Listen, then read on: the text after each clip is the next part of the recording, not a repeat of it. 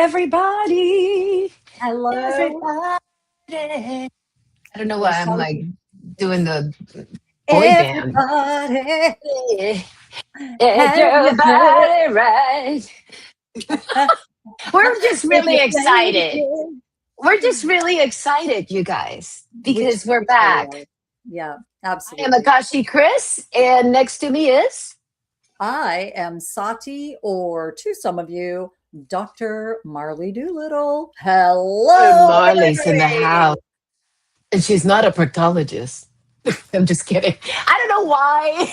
I was like, Dr. Marley Doolittle, whoops, with like the glove, whoops. You need Yeah. like a commercial. Yeah. Well, I've I'm got the rubber so glove gloves. happy. Oh, I know. I'm sure you can give a demo. That is a different show. That's more of a nighttime show. That's like an after hours show. Please cough. Okay.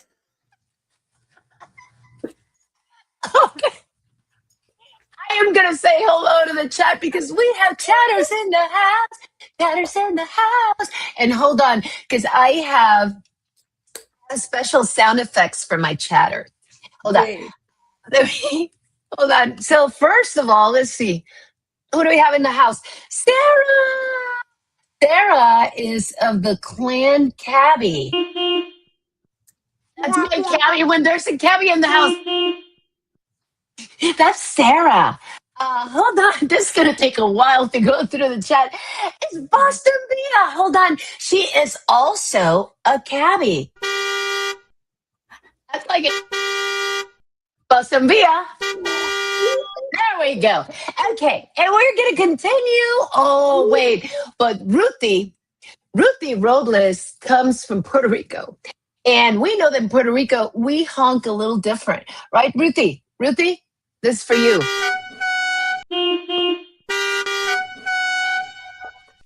That is how our roads sound. Because we Puerto Ricans like to express ourselves while driving. Right? Ruthie Robles.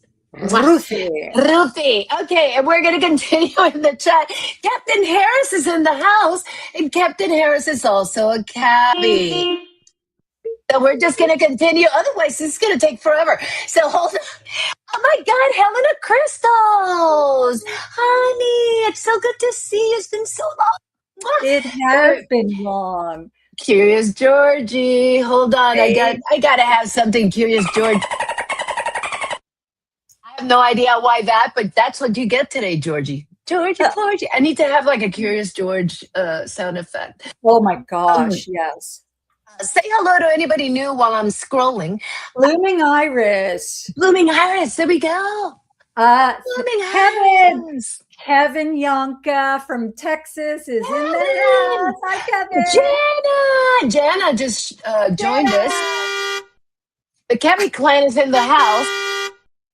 And Victorine. Victorine's in the house. We got laughter. Actually, that is. Oh, that's good. That reminds me of DJ. That one reminds me of DJ. And then we have a sarcastic laugh. That's our sarcastic laugh.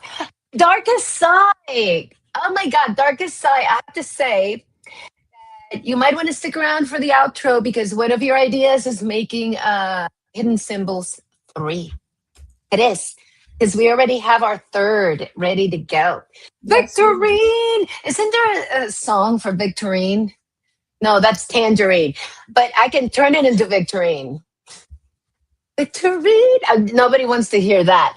And Jen! Little Wifey? I'm just going to call her Little Wifey.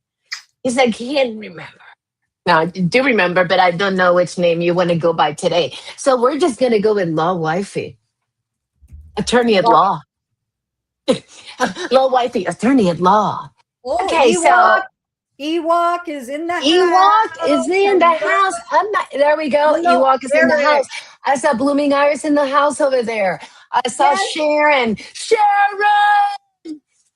Love you. You like my Aussie? Sharon! There we go. And we're just really excited to be here, right, honey? Tell people how excited we are. I am really excited. And you know, the way you just did that with Sharon, every time I see something pop up of DJs, like an icon, it's like, and I need to know where this is from. Hey, DJ. Do you know where that's from? Because I remember it from a No, but child. It's from a children's thing. And it's like, hey, oh my God. DJ. You're not talking Cosby, Fat Albert, are you? I don't know. I don't know what it is. Let's not go there. Let's just talk about that later. Just kidding. We're not saying that at all because you're not Fat Albert, DJ. It was Goonies. the Jiffy, the meme. We were trying to identify the meme. That's a new game. Identify the meme.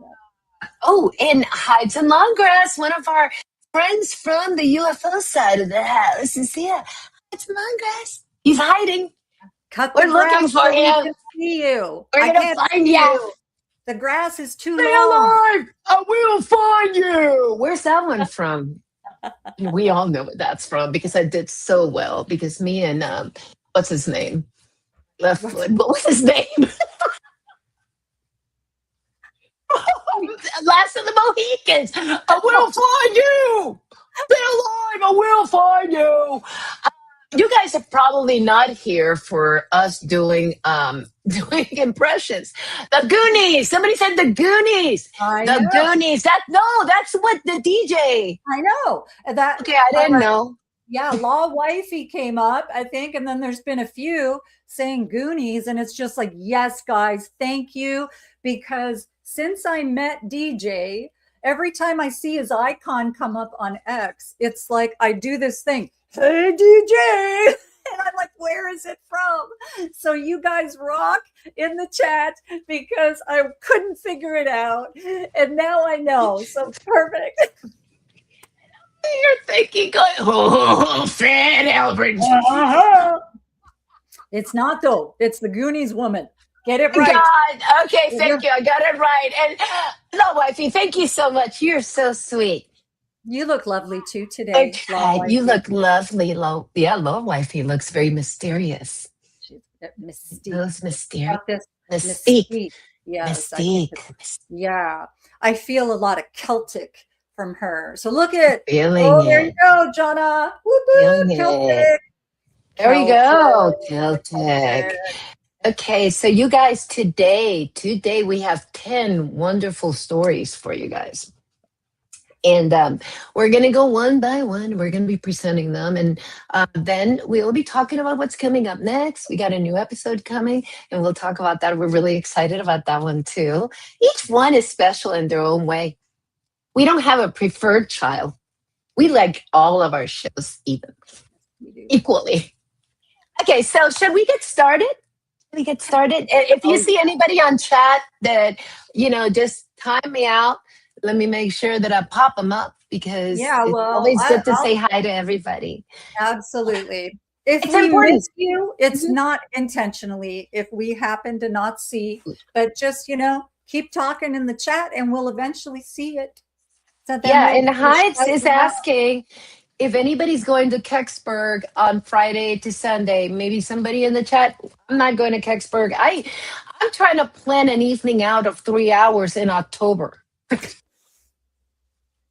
That's how deep the roots go of my attachment to it.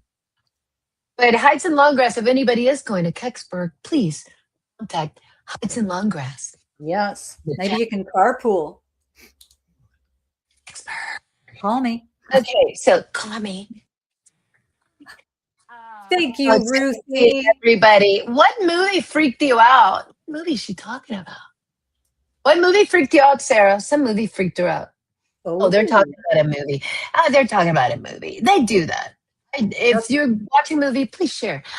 But yes, so tonight we have 10 wonderful stories, and we're starting off. Should I get started with the first one? Yeah.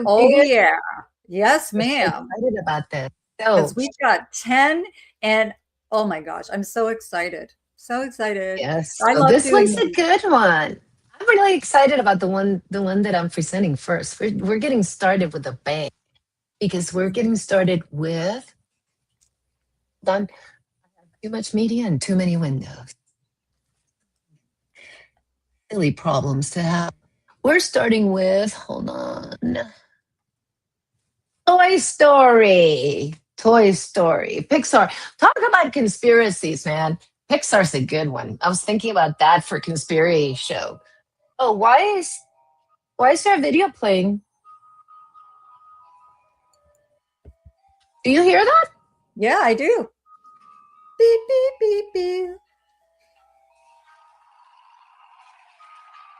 Oh, that's interesting. My phone just kicked off and started playing the show, even though I wasn't playing it. Hey, That's can you hear weird. me? Yeah, you can hear Yes, me. Okay. I'm that's like, so okay, weird. it's in this window. Okay.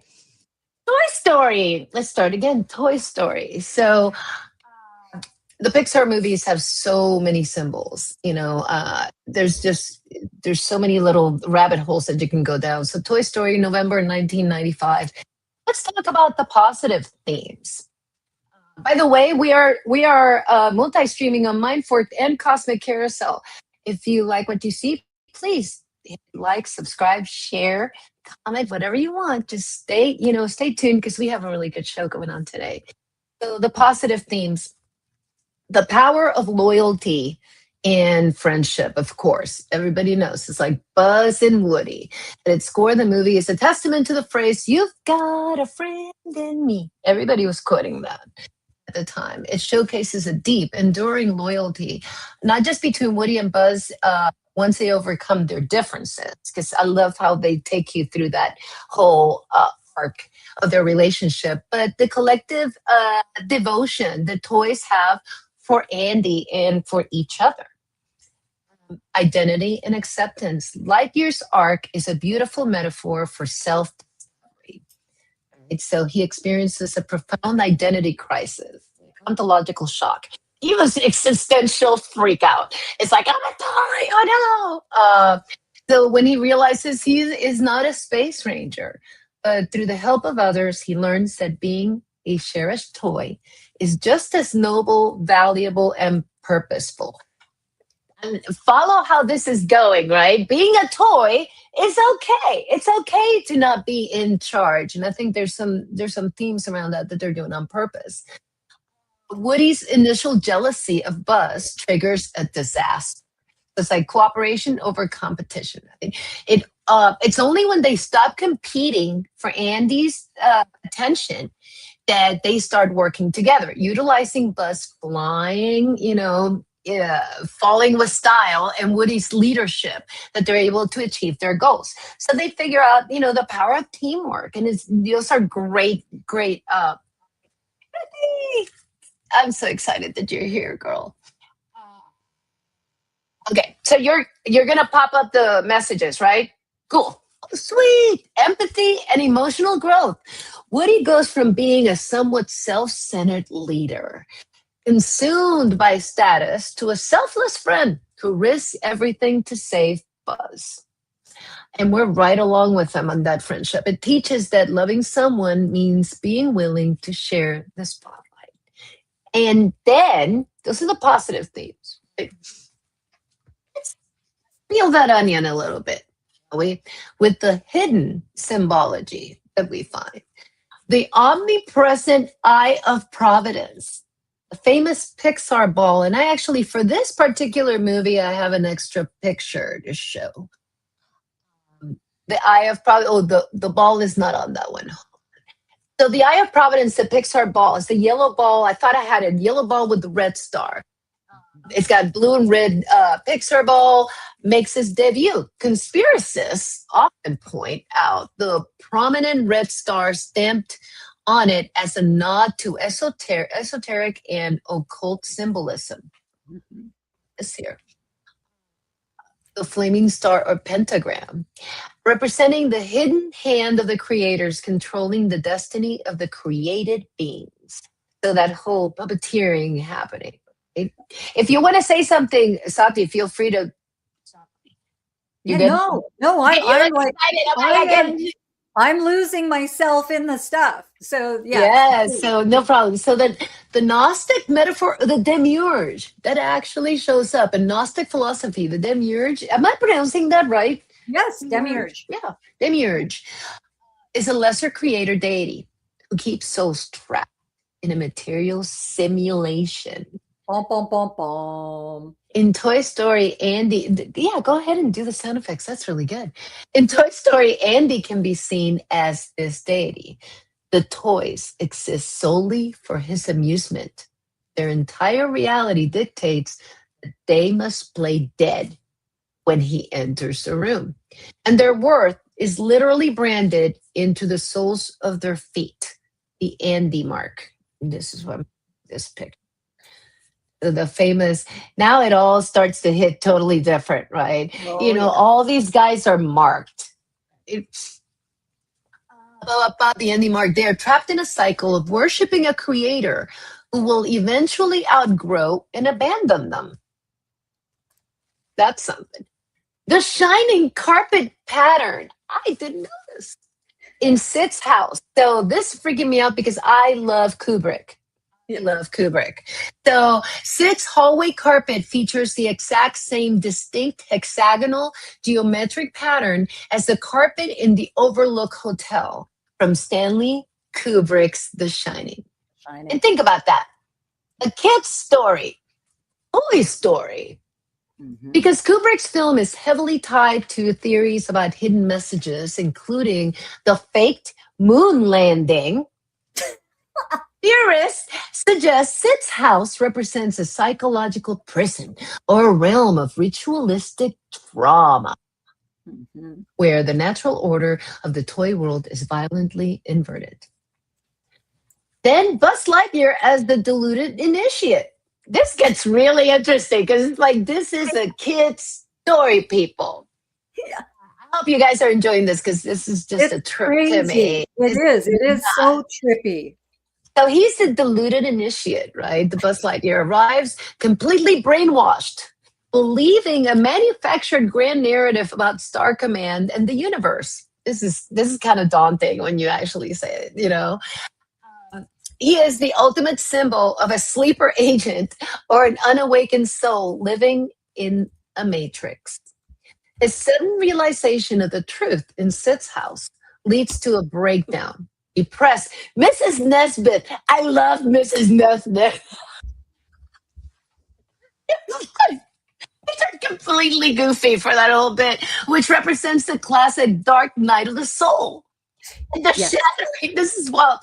And the shattering of ego required before true esoteric enlightenment can occur. So think about it. He's going through his own shift. And then we got the claw, the alien claw cult of mass mind control. The little green men inside Pizza Planet Crane Game are a textbook definition of a cult or a population under mass mind control.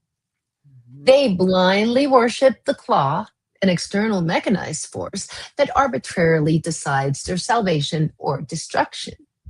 They're completely institutionalized, unable to see that they are just prizes in a corporate. And that's Toy Story. Asati, what are you thinking here? I want anybody in the chat while we're doing this, I'm gonna look in here. Oh yeah, guys in the chat, if you have any comments or questions to add, please capitals. If you can do caps, that would be great.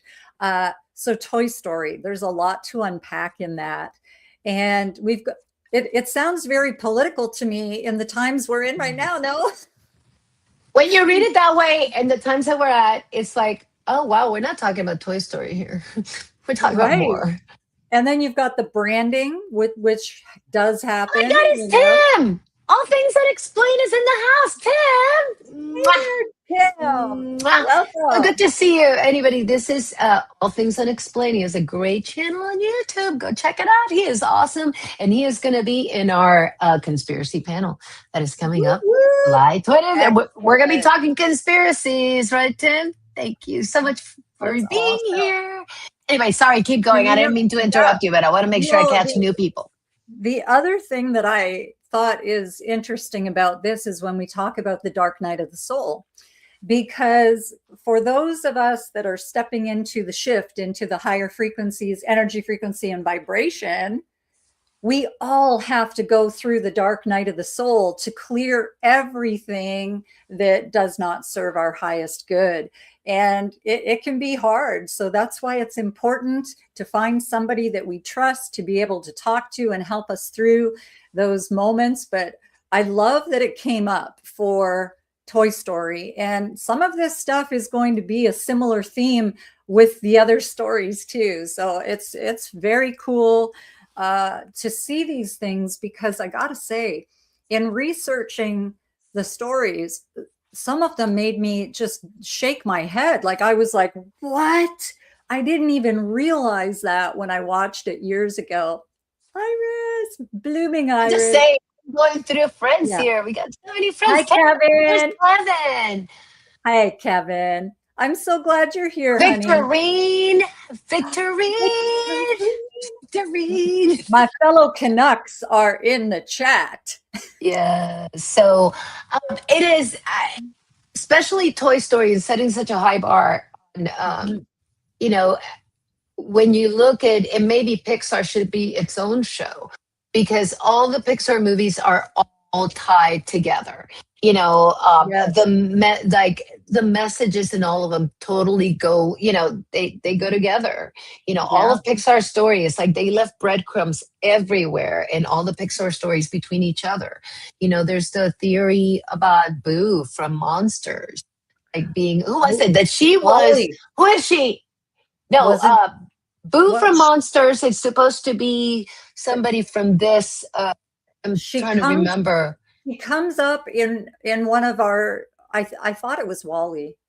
Uh She comes up in he's multiple things. I'm trying to remember because they said that they thought that she was like somebody after they grow up, and they, Yes, yeah. It's in one of the stories. yeah, And I can't remember which one, because we've done so much research for so many that I don't remember, but there is something that ties one of the stories we're going to share, I believe today, with hmm what we shared with Monsters Inc. Because you're right, it's something, a carving, a wooden carving or something is shown in one of the other stories of her. So yeah, oh yeah, Ruthie, Buzz yeah. Lightyear, Let's read that. Yeah. and the Buzz So Lightyear and Matrix analogy goes hand in hand. Like when Neo enters the Matrix to leave the world behind, Buzz.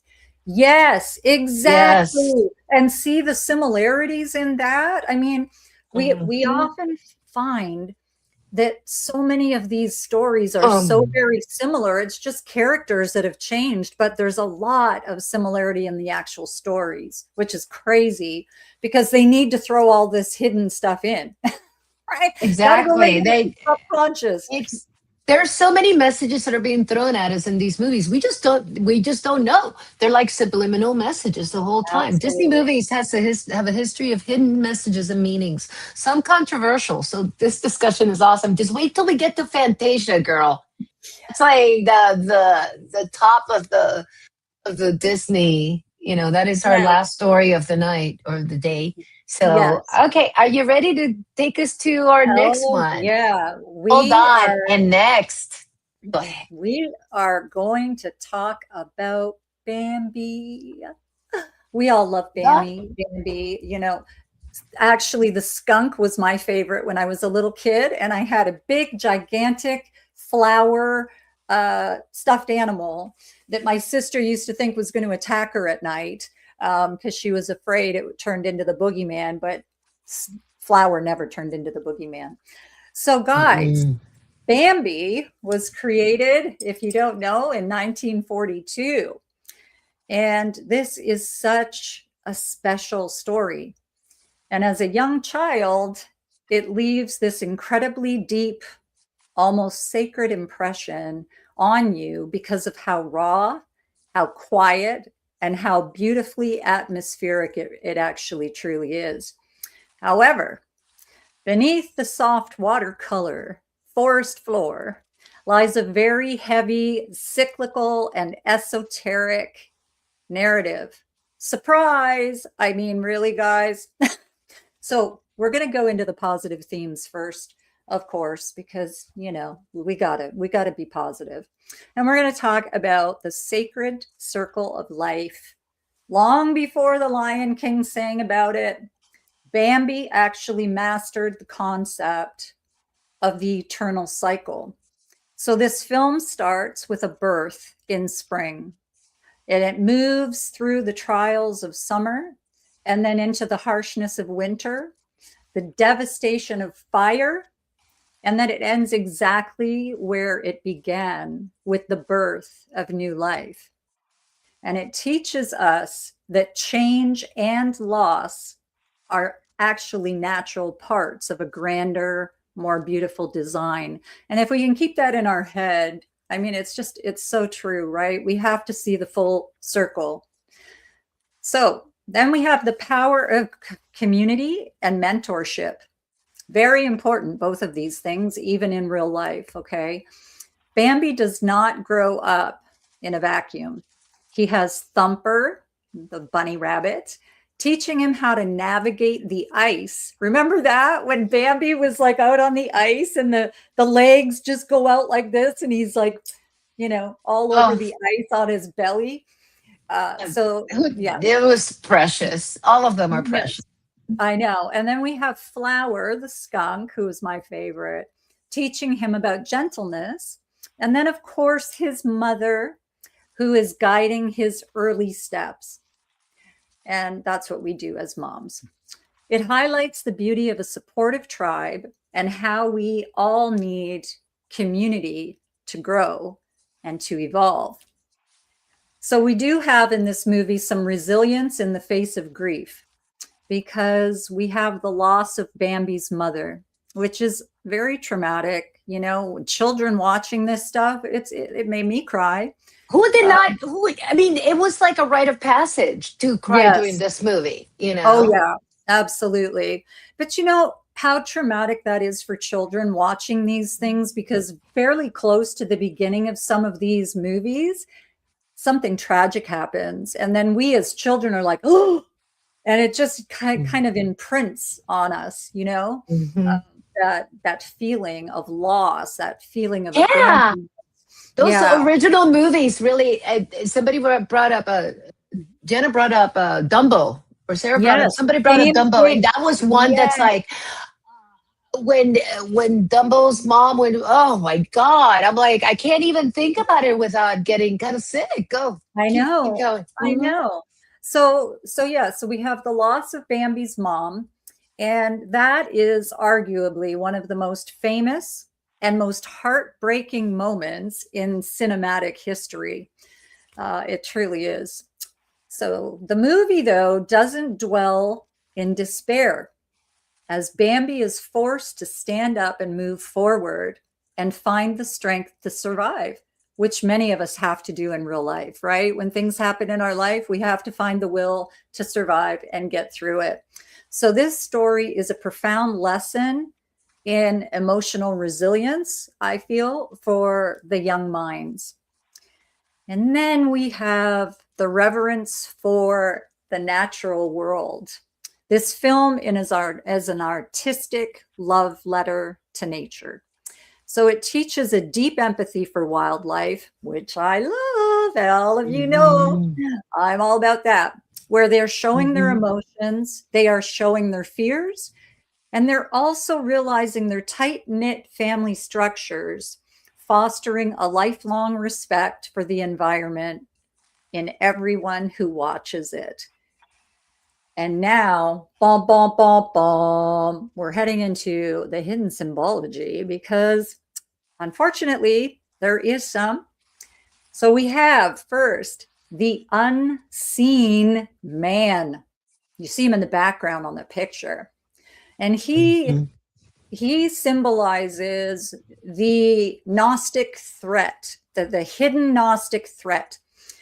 And in Bambi, man obviously is the ultimate antagonist, but we never actually really see the man.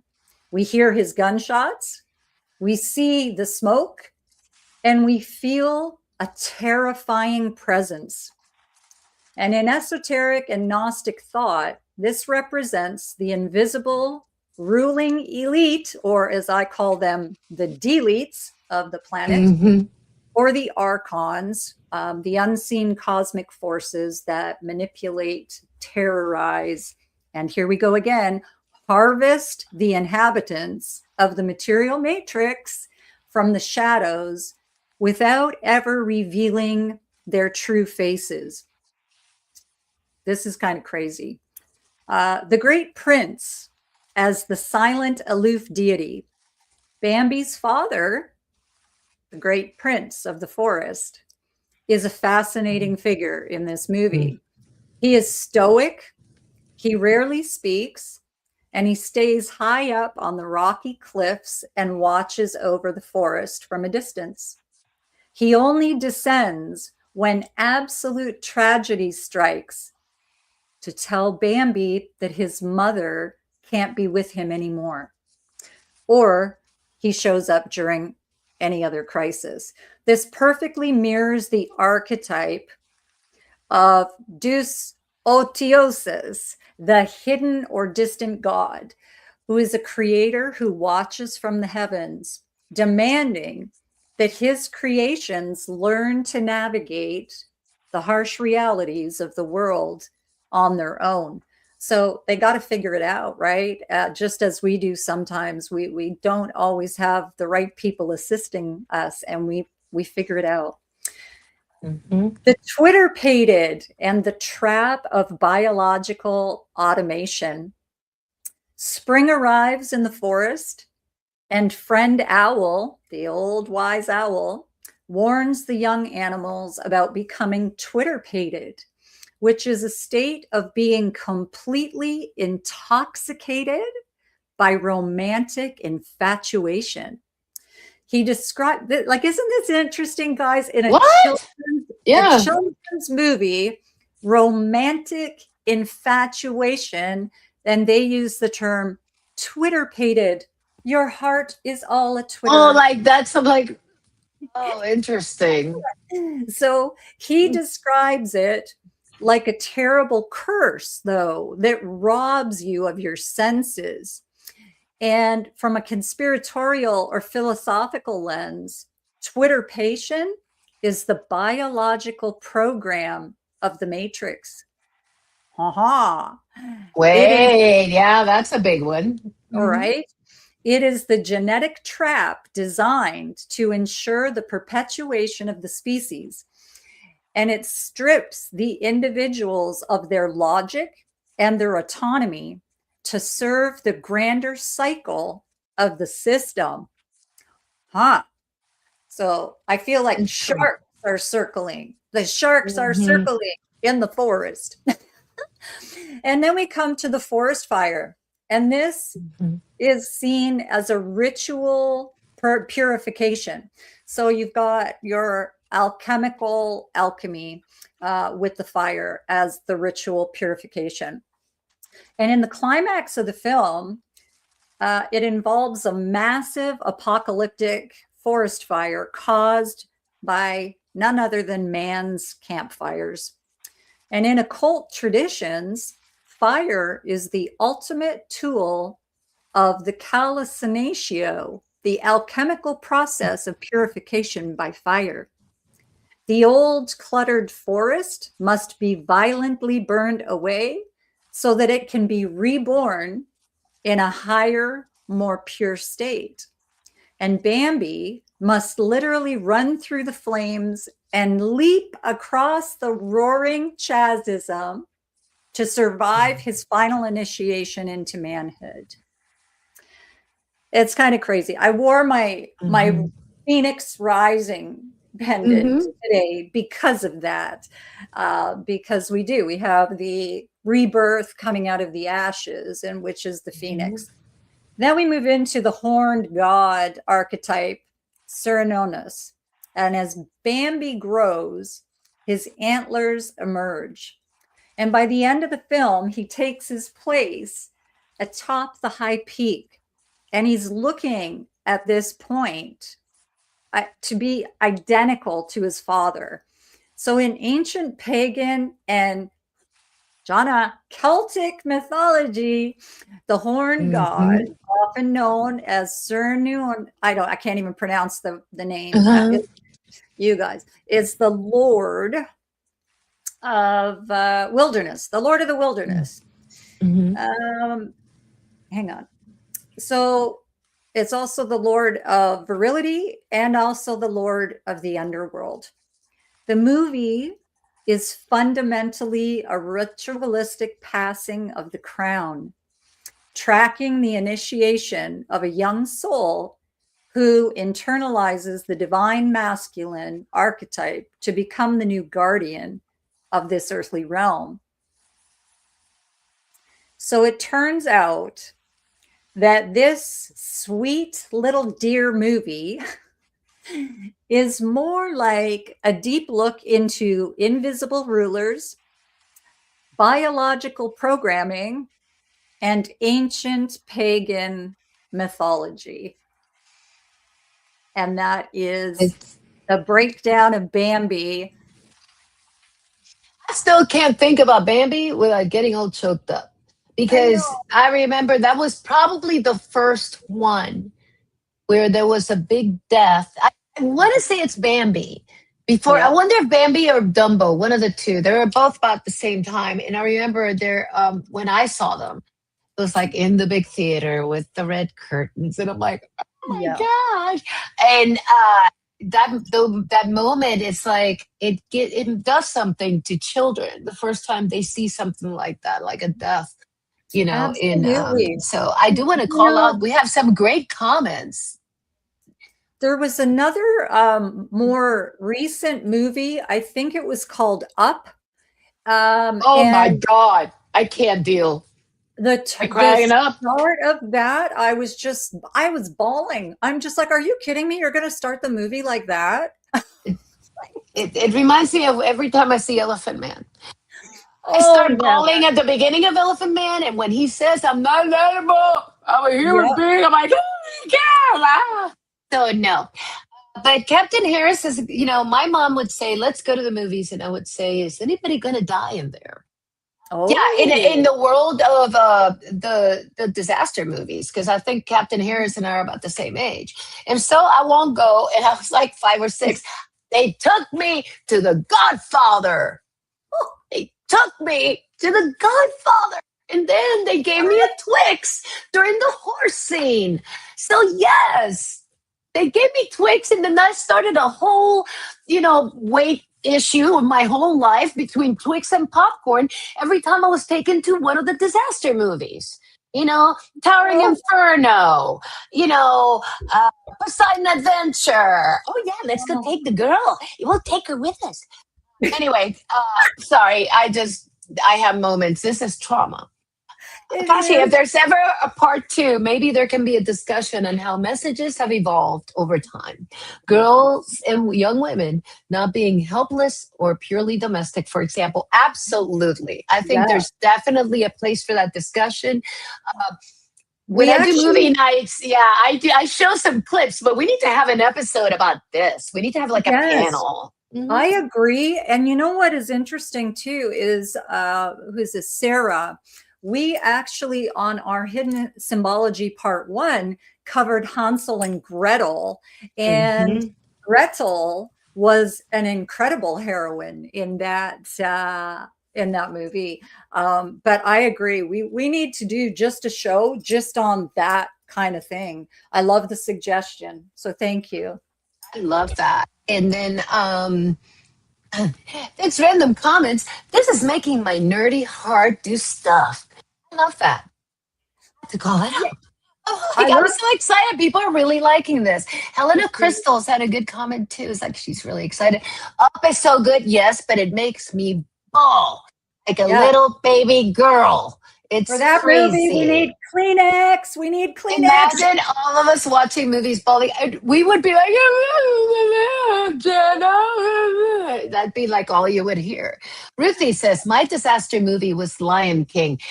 Nice. Nice. Yeah, that is exactly the next story. I didn't mean that. I was like, oh my God, what a coincidence. Oh, Ruthie, why did you bring that one up? My disaster movie was Lion King. I remember watching Lion King before watching Bambi. Bambi was my mom's favorite. Lion King also had that death scene, which broke my heart. And I cry every time. Yes. Every single one of those movies took us to that dark place. That dark place that calls for Costco run tissues, chips, and prosecco. Yes. That is the perfect way to take one of these movie nights. Yes, Costco, Absolutely. tissues, chips, and prosecco. They also sell adult diapers, but hopefully you won't need that. No idea why I had to put that. Pivot to the next story. Should I go there? She set me up so nicely. Who's picking me up, says Law Wifey? We got you, I will. girl. I got you. We're going to drive that road that you posted today, though. I got you, sister. I got you. We got you. We got you. So next, like psychic little Ruthie predicted that we would be I talking about know, Lion King next. Did you right? notice? Did you catch that one? Because I As soon didn't put as the I saw that, order. I didn't yeah, put the order at the no, beginning, so it was I funny. know. So it was a That's hilarious. perfect segue. And Ruthie says, "Pick me up too. I'll bring the box of Merlot and prosecco. This will mix them all up." Oh my God. And then, hold on, before I go to Lion King, we got Tim saying, which one is he saying? I got too many windows, my friend. Hold on. He brought up Jaws. He raised it up to Jaws. And oh my God, yes, Jaws. Okay, I lived in Puerto Rico, Tim. Think about living where you go to the beach every weekend and you go see Jaws. Freaked Can out you put forever. can you put Blooming Iris's comment up there too, Hold on. please? Oh, hold on. Yeah. The Twix bars. Hold on. And your parents taking to see this movie's prepared you for Yes. the shift. Your parents knew. Yes, right? I would like to think they knew, honestly, They but we prepared know. us At for least no, we they know. prepared us. I love Wow. that you I've said never that. thought about it that way, Blooming Iris. You're awesome, Blooming Iris. I love that you I included that love into the that. mix because that's a If I miss compliment. any comment, girl, make sure I pop them up. Okay. I don't Yes, want to ma'am. miss anybody because we got so many great comments going on right now. So, okay. So let's talk about Lion King, you guys. Hakuna Matata. So, Lion King's 1994. It is the absolute crown jewel of the Disney Renaissance. It is like Shakespeare's Hamlet meets biblical epic, wrapped in breathtaking animation and music. This story deals so heavily with kingship, bloodlines, and the cosmic order. The hidden symbology here isn't just a fun side note. It runs deep into ancient Egyptian mysticism, solar deities, and psychological archetype. Positive themes, accountability and divine destiny. Simba's entire journey is about running away from his problem. Hakuna Matata. And we're going to have a whole discussion. Hakuna Matata. Hakuna Matata. Matata. What a wonderful phrase. Only to realize that true freedom doesn't come from avoidance. Got a deal. The movie teaches you that running from your past is a temporary fix. Healing and growth require you to face it. Claim your place. This is so awesome. This is so true. And take responsibility for your community. Facing it is how you learn. This is how you grow. Avoiding it is how you get stalled. No growth. So, aren't you proud of me? I'm just I kidding. am. The interconnected circle of life. It's the circle of life. I quote that all the time. Do I think about the meaning? Most of the things I quote, I don't. Mufasa gives Simba a profound lesson on ecology and humility. He explains that even though lions eat the antelope, they eventually die and become the grass that the antelope eat. It is beautiful. It's a beautiful message about balance, respect for all living things, and understanding that no one, not even a king, is above the natural order. Interesting. The power of memory and legacy. He lives in you. One of the most emotionally resonant themes is that our loved ones nearly or never truly leave us. That is so true. Their teachings, their love, and their impact are woven into our DNA and our choices. Simba carries Mufasa's legacy forward, proving that death cannot destroy this righteous bond. And mentorship and spiritual guidance. Rafiki serves as the ultimate spiritual guide. He doesn't just give Simba the answers. He uses tough love and a swift stick to the head to show him it's just like in Puerto Rico, the chancleta. You know how that goes, Ruthie. So their teachings, their love, and their impact are woven. Okay, hold on. Yes, mentorship to show him that the past can hurt, but the way I see it, you can either run from it or learn from it. Again, another really important message. Learn. Don't just set it aside. But then there's the hidden symbol. Now we're getting to Egyptian stuff. This is the stuff I just live for. Osiris, Isis, and Horus mythos. Occult researchers heavily align the Lion King with the ancient Egyptian Osirian myth cycle. Mufasa is Osiris, the wise, benevolent king of the Golden Age who is betrayed and murdered by his jealous brother. Scar is Set, the dark, envious god of chaos, deserts and storms, who usurps the throne and plunges the kingdom into barren darkness. Simba is Horus, the rightful heir who must exile himself, come of age, and return to avenge his father and reclaim the throne. Restoring cosmic balance, Mot. So the solar cult versus the lunar cult. So now we're getting into some deep, messaging. The film is visually built on solar worship. Bright Rock is bathed in a golden, blinding sun, representing light, order, truth, and the divine masculine. Mufasa explicitly states that a king's time rises and falls like the sun. Scar, conversely, is heavily associated with the night, shadows, and the moon in green subterranean volcanic fire. This represents the eternal esoteric battle between the solar initiates, the bringers of light, and the lunar Saturnian shadow organizations who rule through scarcity and chaos. Interesting stuff. Rafiki is the shamanic high priest. I mean, they're all the archetypes are here of ancient times, right? He isn't just eccentric baboon. He is a traditional tribal shaman or hierophant.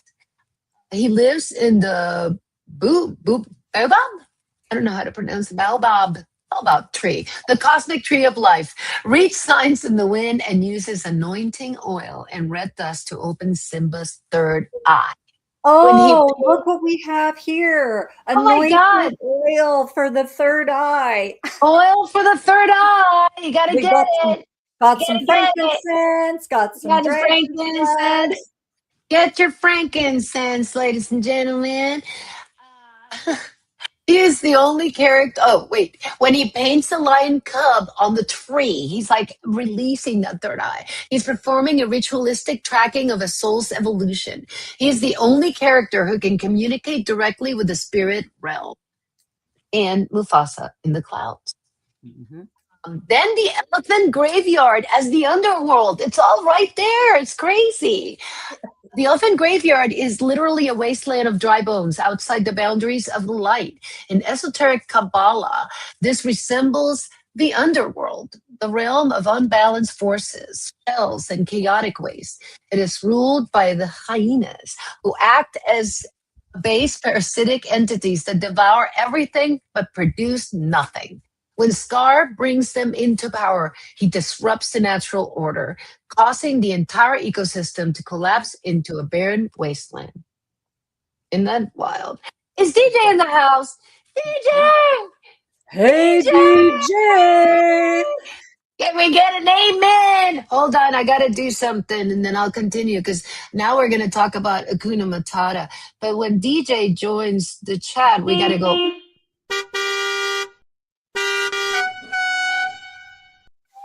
The DJs are in the house. The cabbies are in the house with DJ at the helm. Amen. Okay, and Hakuna Matata. This is going to get interesting. Matrix pacification. Well, no worries sounds like a beautiful, stress free philosophy. Conspiracists view the jungle oasis where Simba lives with Timon and Pumbaa, the spiritual sedation matrix. Simba eats bugs, a degradation of his royal predatory nature, and forgets his identity, Yep. his father, and his duties. This is a metaphor of the modern comfort trap pacifying the warrior spirit with cheap pleasures, entertainment, and a diet of slimy yet satisfying distractions. So they never realize their true divine heritage and power. So in this case, and I want to present two scenarios of Hakuna Matata. So it turns out that singing about no worries is actually a deep lesson on avoiding spiritual stagnation, while the whole story maps perfectly into 4,000-year-old Egyptian temple mystery. So my question is, is it? I always thought of Hakuna Matata being like Hakuna Matata. Like I leave my worries behind. I don't panic. I don't freak out. I don't have anxiety. I just let it flow. I was thinking more like Taoism than than the Matrix. But at the same time, I see where it's like an empty win in the place where they're living because they're avoiding everything. And if you avoid, you don't grow. So talk me through that one a little bit, honey, because that Wow. one I I'm think wondering what you think. that you just said it. What else can I add to what you just said? How you described that was perfect. And I thought the same thing when I watched it years ago when my kids were young and Lion King came out. I thought Hakuna Matata was just so chill. And me being that like chill kind of hippie kind of person, it's just like Hakuna Matata. And I used to like bop around singing that song. I'd bop in the living room, I'd bop in the kitchen, Hakuna Matata. And now it's like, what? It's like hard stop. What's going on? They're Yeah, that shaking now. it up. They're shaking it up. And I got to tell you too about the insects, how Simba had to forget. So, that they messed with his head, Mhm, probably through MK Ultra or whatever that was, got him to forget the things that were important. But mhm. we have heard this before recently, the last number of years where we have somebody in real life saying, well, you're going to start eating bugs and you're going to like it. Mm. I'm just saying, isn't that funny how this comes up in this movie? And now we have Mhm. someone saying that in real life. So yeah, it's kind of interesting. It, Um, yeah, it's how really much how much this relates in a weird like an analogy of some of the stuff that is happening, could be happening. We'll talk more about that at the conspiracy roundtable.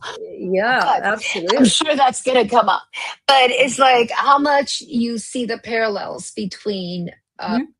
what's behind some of these stories, as you really start to peel the onion and what's going on today. And again, these Yes. things, they're all predictors, right? They're predictors of the future. You see so much in Hollywood that they tell you. And Mhm. it's like the chicken or the egg, right? In a world of manifestation, are they telling you or are they making it happen?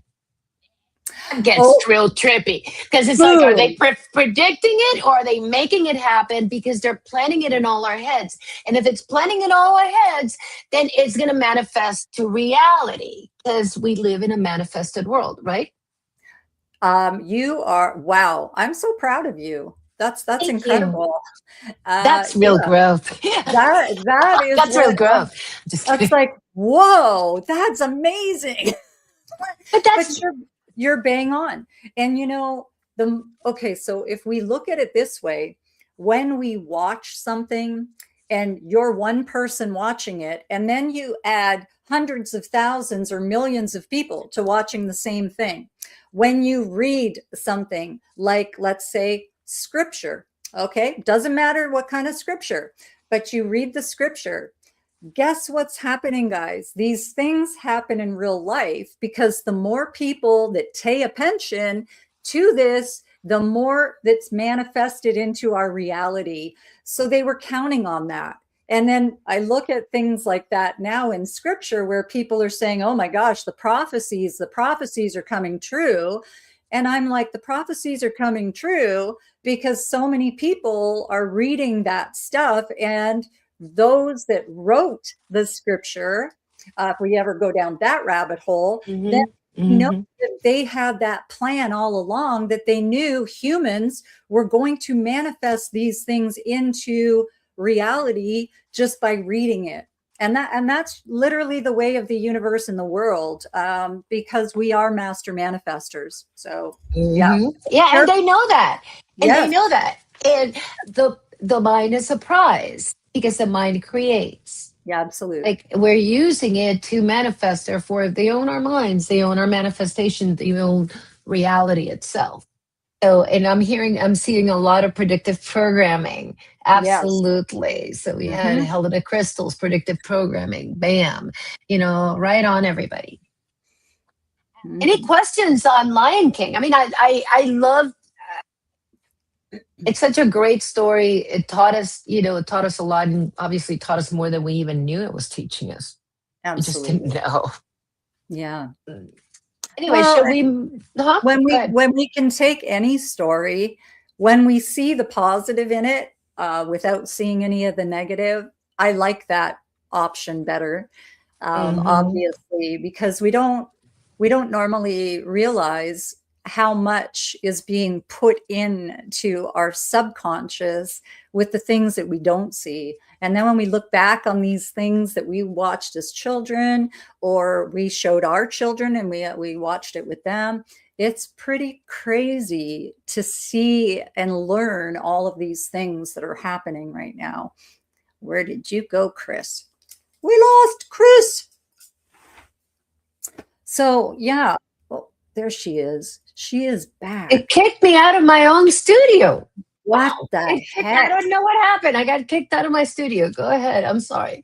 That will not do. You kept going. No, this is perfect. I think Are we ready for the next one? We will move on. We are ready for the next story. Who Sati's presenting. Go ahead, darling. I'm going to pop it up. All right. We have Rumplestilskin. This is a story that I remember so well from my childhood. And I remember thinking as a child, this is messed up. I remember that. I remember looking at my mom and thinking, this is messed up. Like, why do you want me to watch this? So this came out in 1812. And it's a Grimm's fairy tale, and it's deeply creepy.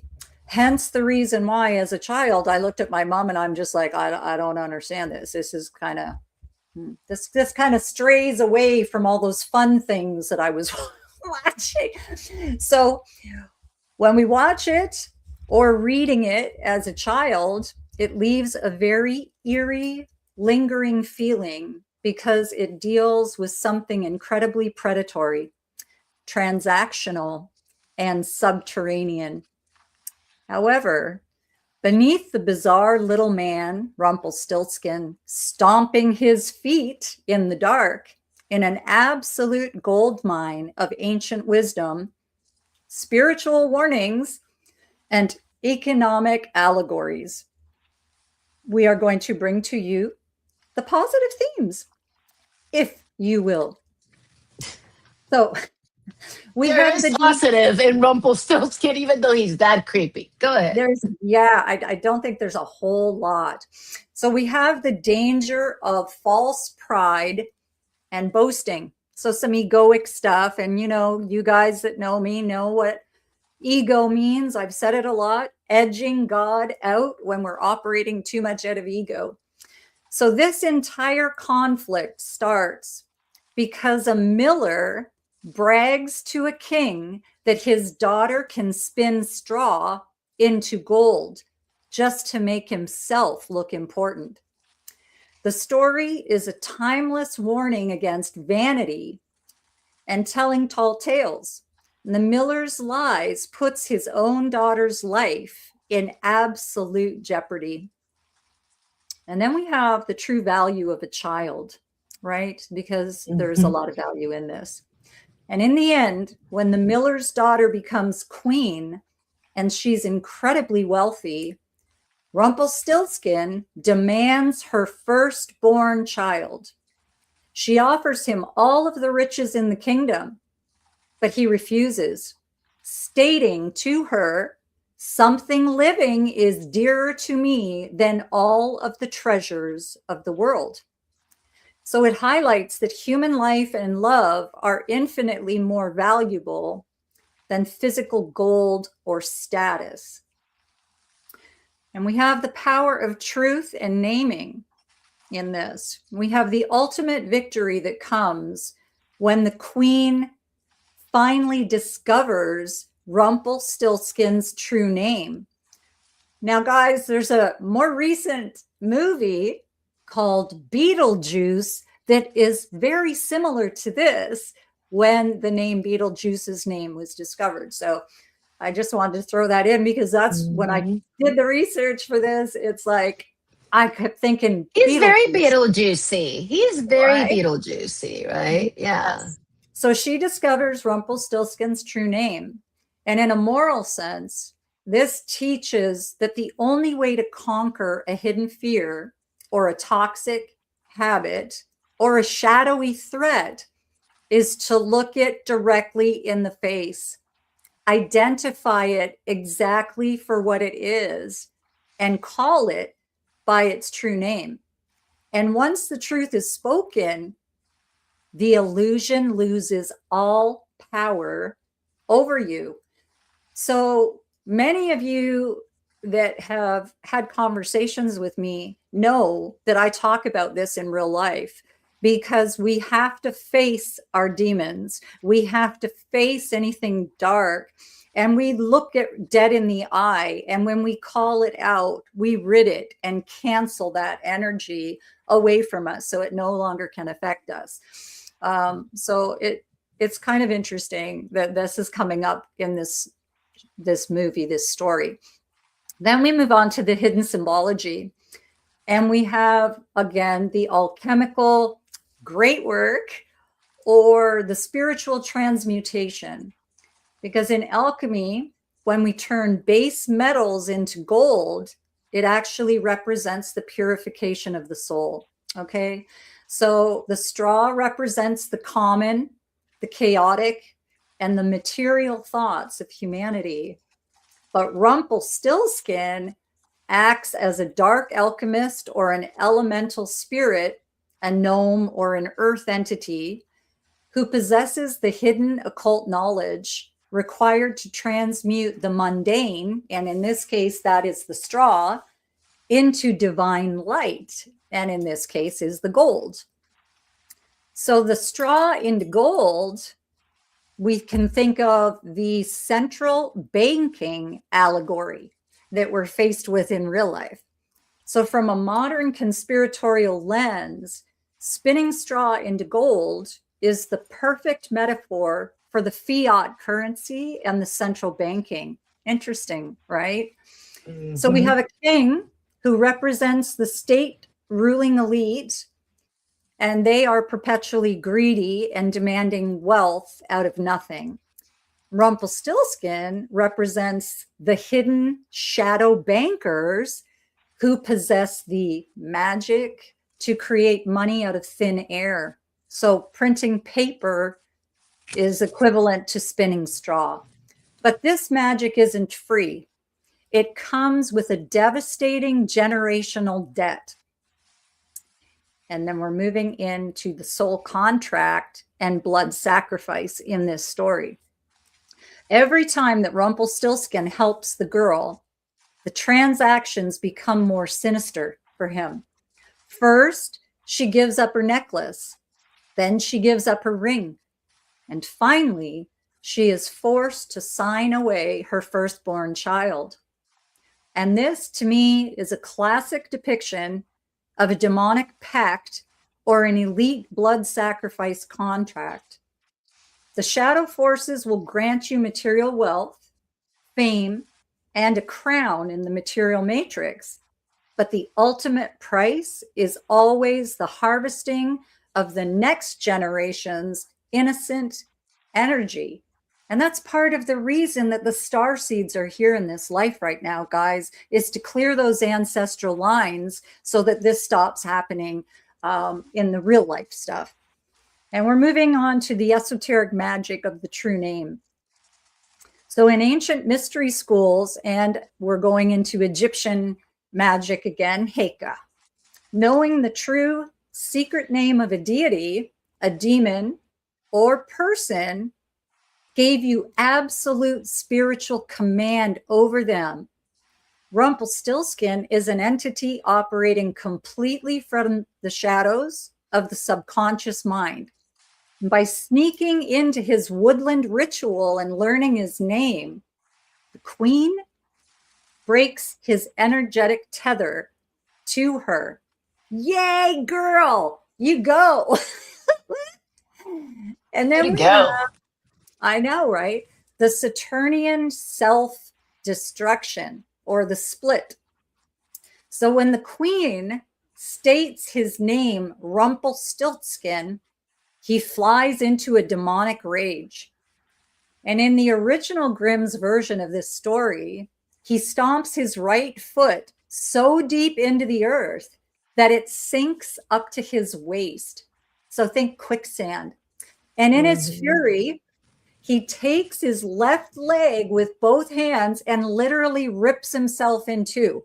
This is happening in the Grimm story. He literally rips himself in two. And esoterically, this actually represents the ultimate fate of evil and the Saturnian archetype. It is fundamentally unstable and ungrounded.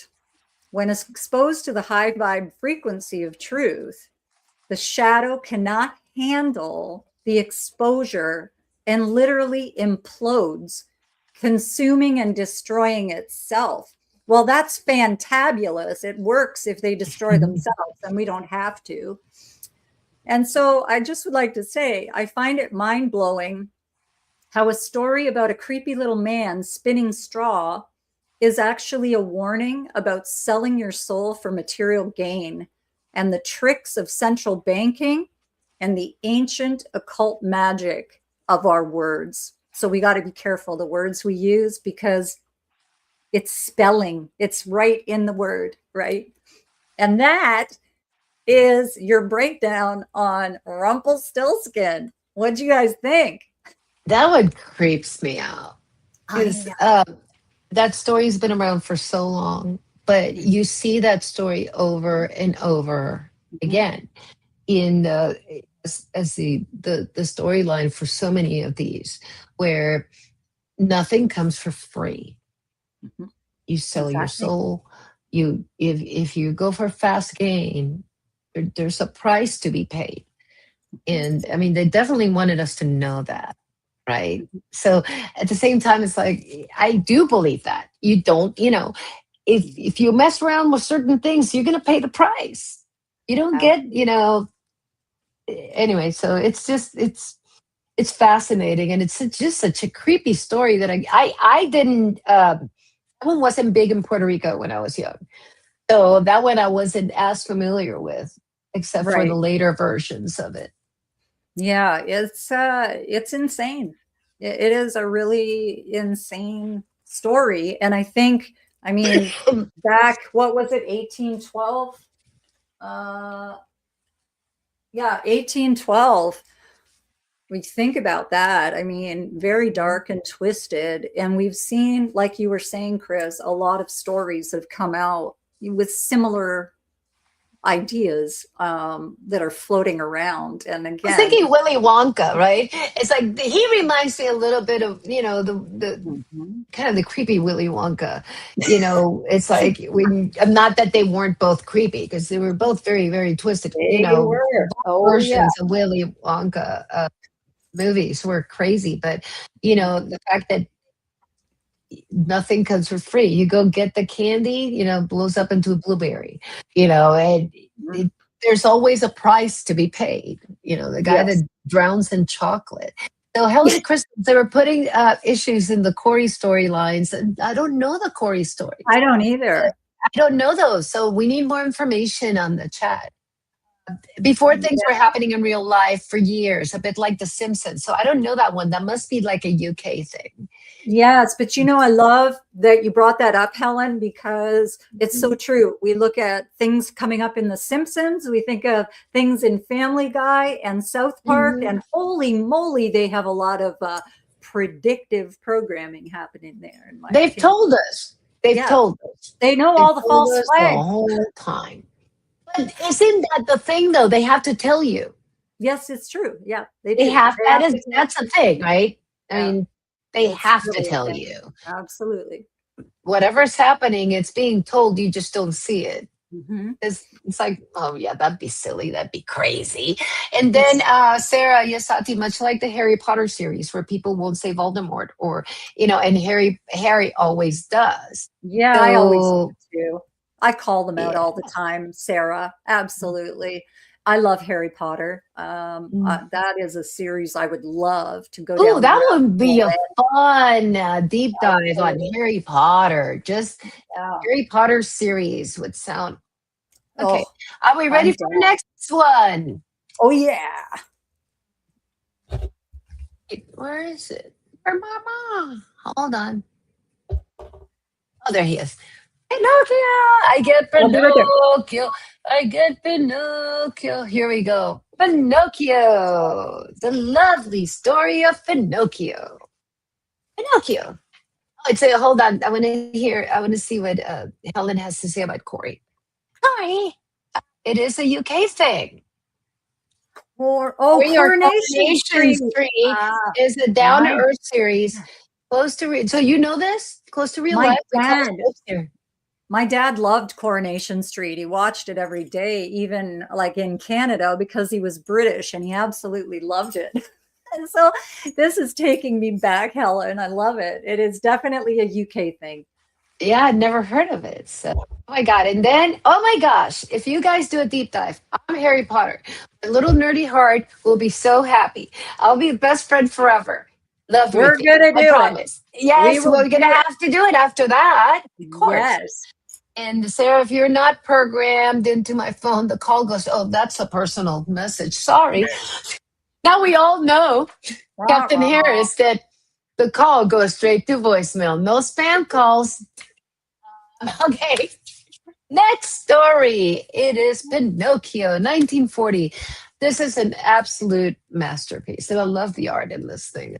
Oh, I know. And it's wildly considered by occultists and researchers to be one of the most intensely symbolic stories ever adopted by Disney. What many people don't know is that the author of the original 1883 book, Carlo Collodi, was an active Italian Freemason. Because of this, the entire story is structured exactly like an ancient mystery school initiation. So the positive themes, the development of conscience. Jiminy Cricket represents Pinocchio's externalized conscience. The film beautifully shows that we aren't born with a perfect moral compass. It is something we must actively listen to, develop, and choose to follow when temptation knocks. The definition of being real. This is where it gets really trippy, right? To become a real boy, the blue fairy tells Pinocchio he must prove himself brave, truthful, and unselfish. The movie teaches that being truly human isn't about physical form. It is a state of character earned through virtue, sacrifice, and love. The power of redemption. Even after Pinocchio messes up, repeatedly lying, skipping school, going to Pleasure Island, doing whoever knows at Pleasure Island, we know what he did. He is never completely abandoned. The story shows that no matter how far away you stray, you can always turn things around by taking responsibility and making amends. That's straight up Bible stuff. And it's like, this is like, ask for forgiveness, you pray, you'll be forgiven. But you have to, ask for redemption. Unconditional parental love. Geppetto or Geppetto? Geppetto. Geppetto. Geppetto. Geppetto's love for Pinocchio is absolute. He risks his life, braving the open ocean and being swallowed by a literal monster just to find his lost creation. It highlights the lengths a parent will go to protect and rescue their child. So those are the positives. Now let's look at the more hidden. Okay? The prima materia and the Masonic ashlar.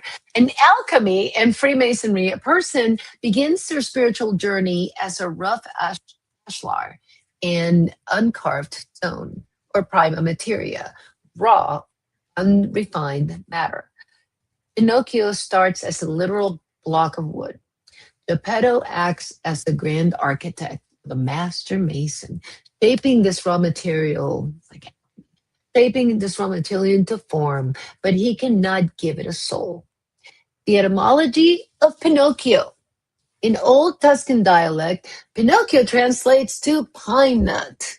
And esoteric researchers point out that the pine nut is a seed of the pine cone, which has been the universal symbol for the pineal gland, the third eye, and the seat of the soul across ancient Egyptian, Roman, and Masonic iconography.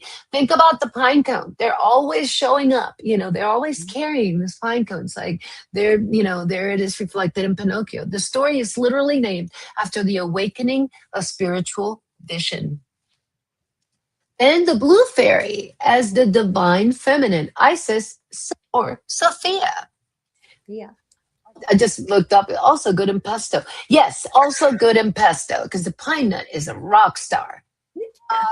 So the blue fairy descends from the evening star, Sirius, the blazing star of occultism. I didn't talk today. She is the Gnostic Sophia, or the Egyptian goddess Isis, the keeper of divine wisdom, who breathes temporary life into the material puppet, kickstarting his spiritual evolution. Can only kickstart it. It's going to have to earn it. Stromboli in the world of illusion. Stromboli, I love saying Stromboli.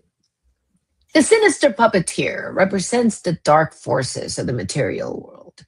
He looks Pinocchio in a cage, or locks Pinocchio in a cage and tells him he is only valuable as a puppet to make money. Again, kind of like we just saw in the Rumplestilskin, where she was like, doing stuff for him. So trapped by string. Well, hold on. This is a classic metaphor for the financial matrix. This is important because we've been talking about the financial matrix, and it comes up in all of these stories. For the financial matrix, being a slave to economic systems, trapped by strings you don't control, and performing for the amusement of the elite. That sound familiar, anyone? Could we be Pinocchio? I'm a real boy. And Pleasure Island and degeneration into beasthood. Pleasure Island. I mean, I talk about that. That does remind me of Beetlejuice. It's like his little club, right? There's always this, and Peter Pan, with Peter Pan. Yeah, that's what I was Peter just going to say. Pan. Peter Pan. There's always this place, right? Sodom, Gomorrah. You call it whatever. Pleasure Island, degeneration into beasthood. Pleasure Island is a textbook warning against the degradation of human consciousness. The boys are given absolute freedom to smoke, drink, fight, and destroy property, catering entirely to their lower animalistic instincts. They abandon their intellect and conscience for base pleasure. They literally transmute backward into donkey, beasts of burden. In occult thought, if you do not master your passions will master you, and you turn into a slave. And this is what we're starting to see in this lovely story. The Jonah allegory and the alchemical Negredo. Negredo? To save his father, Negrado. This with an E. We'll see. To save his father, we'll see. Negrado, potato. Say Tomato, whatever tomato. way you want. Tomato. Fight me. Tomato. To save his father, Pinocchio must jump into the abyss of the ocean and be swallowed by Monstro the whale. This perfectly mirrors the biblical story of Jonah and the alchemical phase called Negredo, or whatever. The blackmailing death of the ego.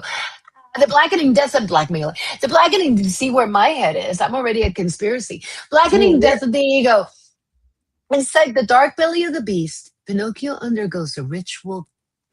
He escapes by creating fire, spiritual light willpower, and dies rescuing Geppetto. He died. And then the ultimate initiation, the rebirth. Because the ultimate sacrifice, Pinocchio undergoes a mystical resurrection. He wakes up in his bed, no longer bound by wood or strings. He has completed the great work, magnum opus. He has elevated his consciousness from a base, reactive, manipulated puppet into a fully realized, enlightened, real. The wild story about a puppet with a growing nose is actually a step-by-step manual on how to liberate the human soul from the material matrix. It is a triple story because yeah. it's totally like rebirth, reincarnation, back to Yeshua. It's like we're back to the same stories again, the rebirth, and in this case, we're seeing it in a puppet, and he proved his worth.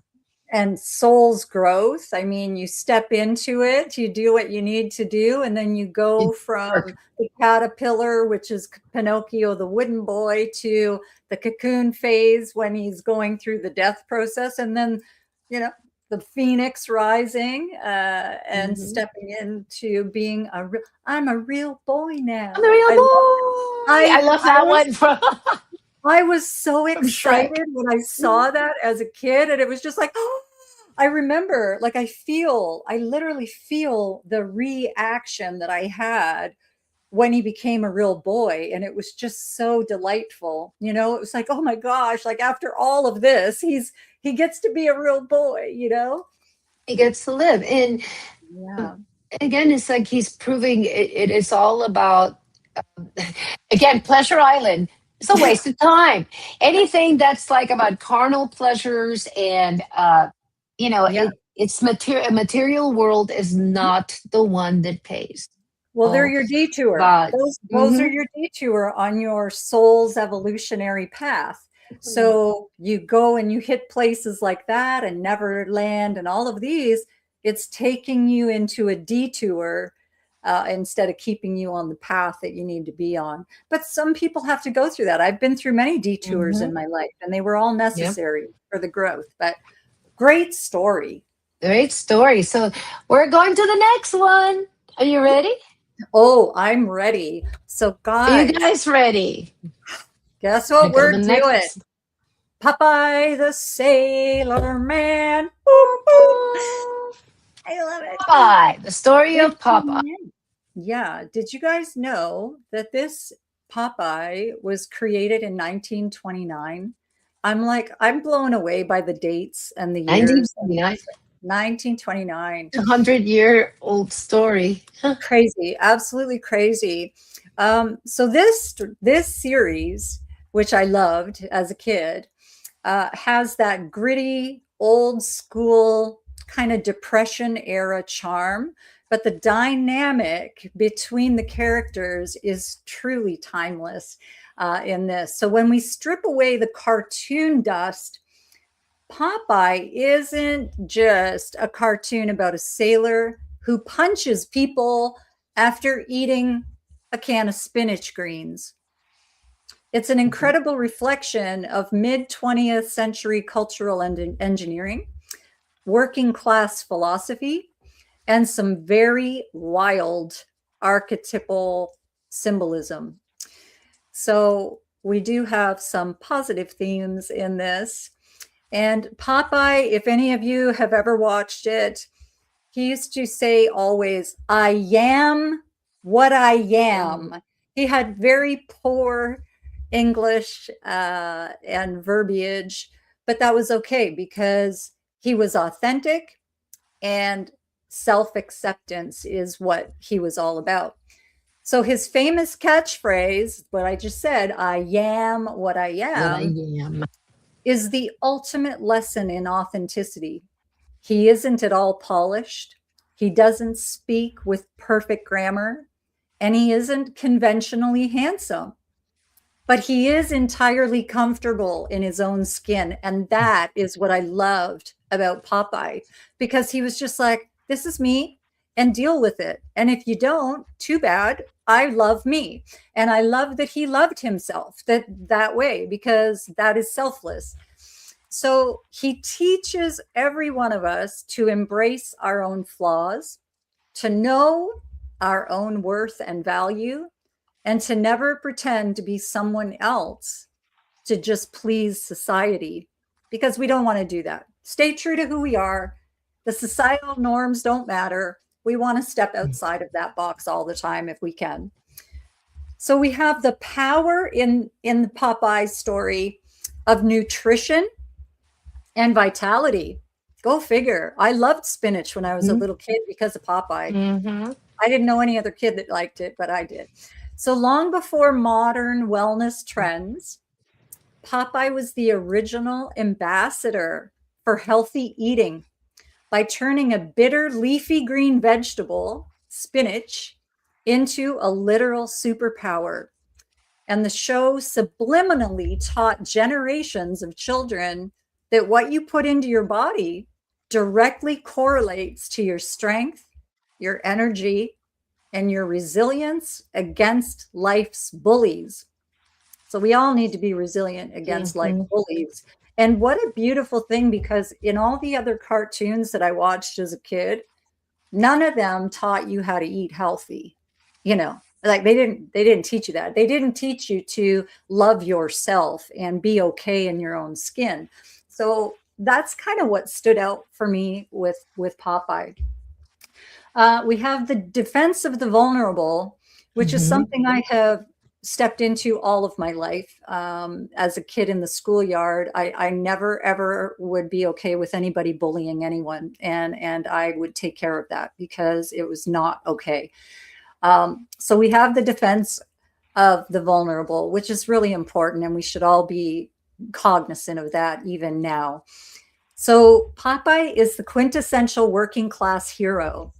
He doesn't use his strength to oppress other people, but he uses it exclusively to protect olive oil, to protect sweet pea, or anyone else is being taken advantage of by larger tyrannical forces. So he represents the noble warrior spirit that is used for justice, which I love. Absolutely. And we have perseverance in this against overwhelming odds as we watch these stories. No matter how badly Bluto beats him down or how impossible the situation ever seems, Popeye never gives up. He endures the struggle and he finds always his source of power and pushes through to the finish line. So it's a core lesson for us in pure, true grit. Just get through it. Then we're going to move into none other than the hidden symbologies in this. And you'll find some of it interesting. And Akashi brought it up in Pinocchio. So we have a cast of characters that surrounds Popeye, maps perfectly into corporate propaganda, psychological archetypes, and societal codependency. Never okay to be codependent. The great spinach psyop is also referred to as the mathematical glitch. Oh, interesting, right? Why spinach?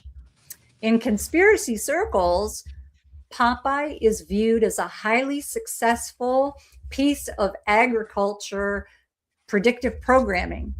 And in 1870, a scientist named Erich von Wolff misplaced a decimal point when recording the iron content of spinach and accidentally made it look 10 times more nutritious than it actually was, just by misplacing a decimal point. So even though the mistake was corrected, the narrative stuck. And Wow. Isn't that cool? I know. I think it's so cool. So theorists suggest that the cartoon was heavily promoted during the Great Depression of World War II.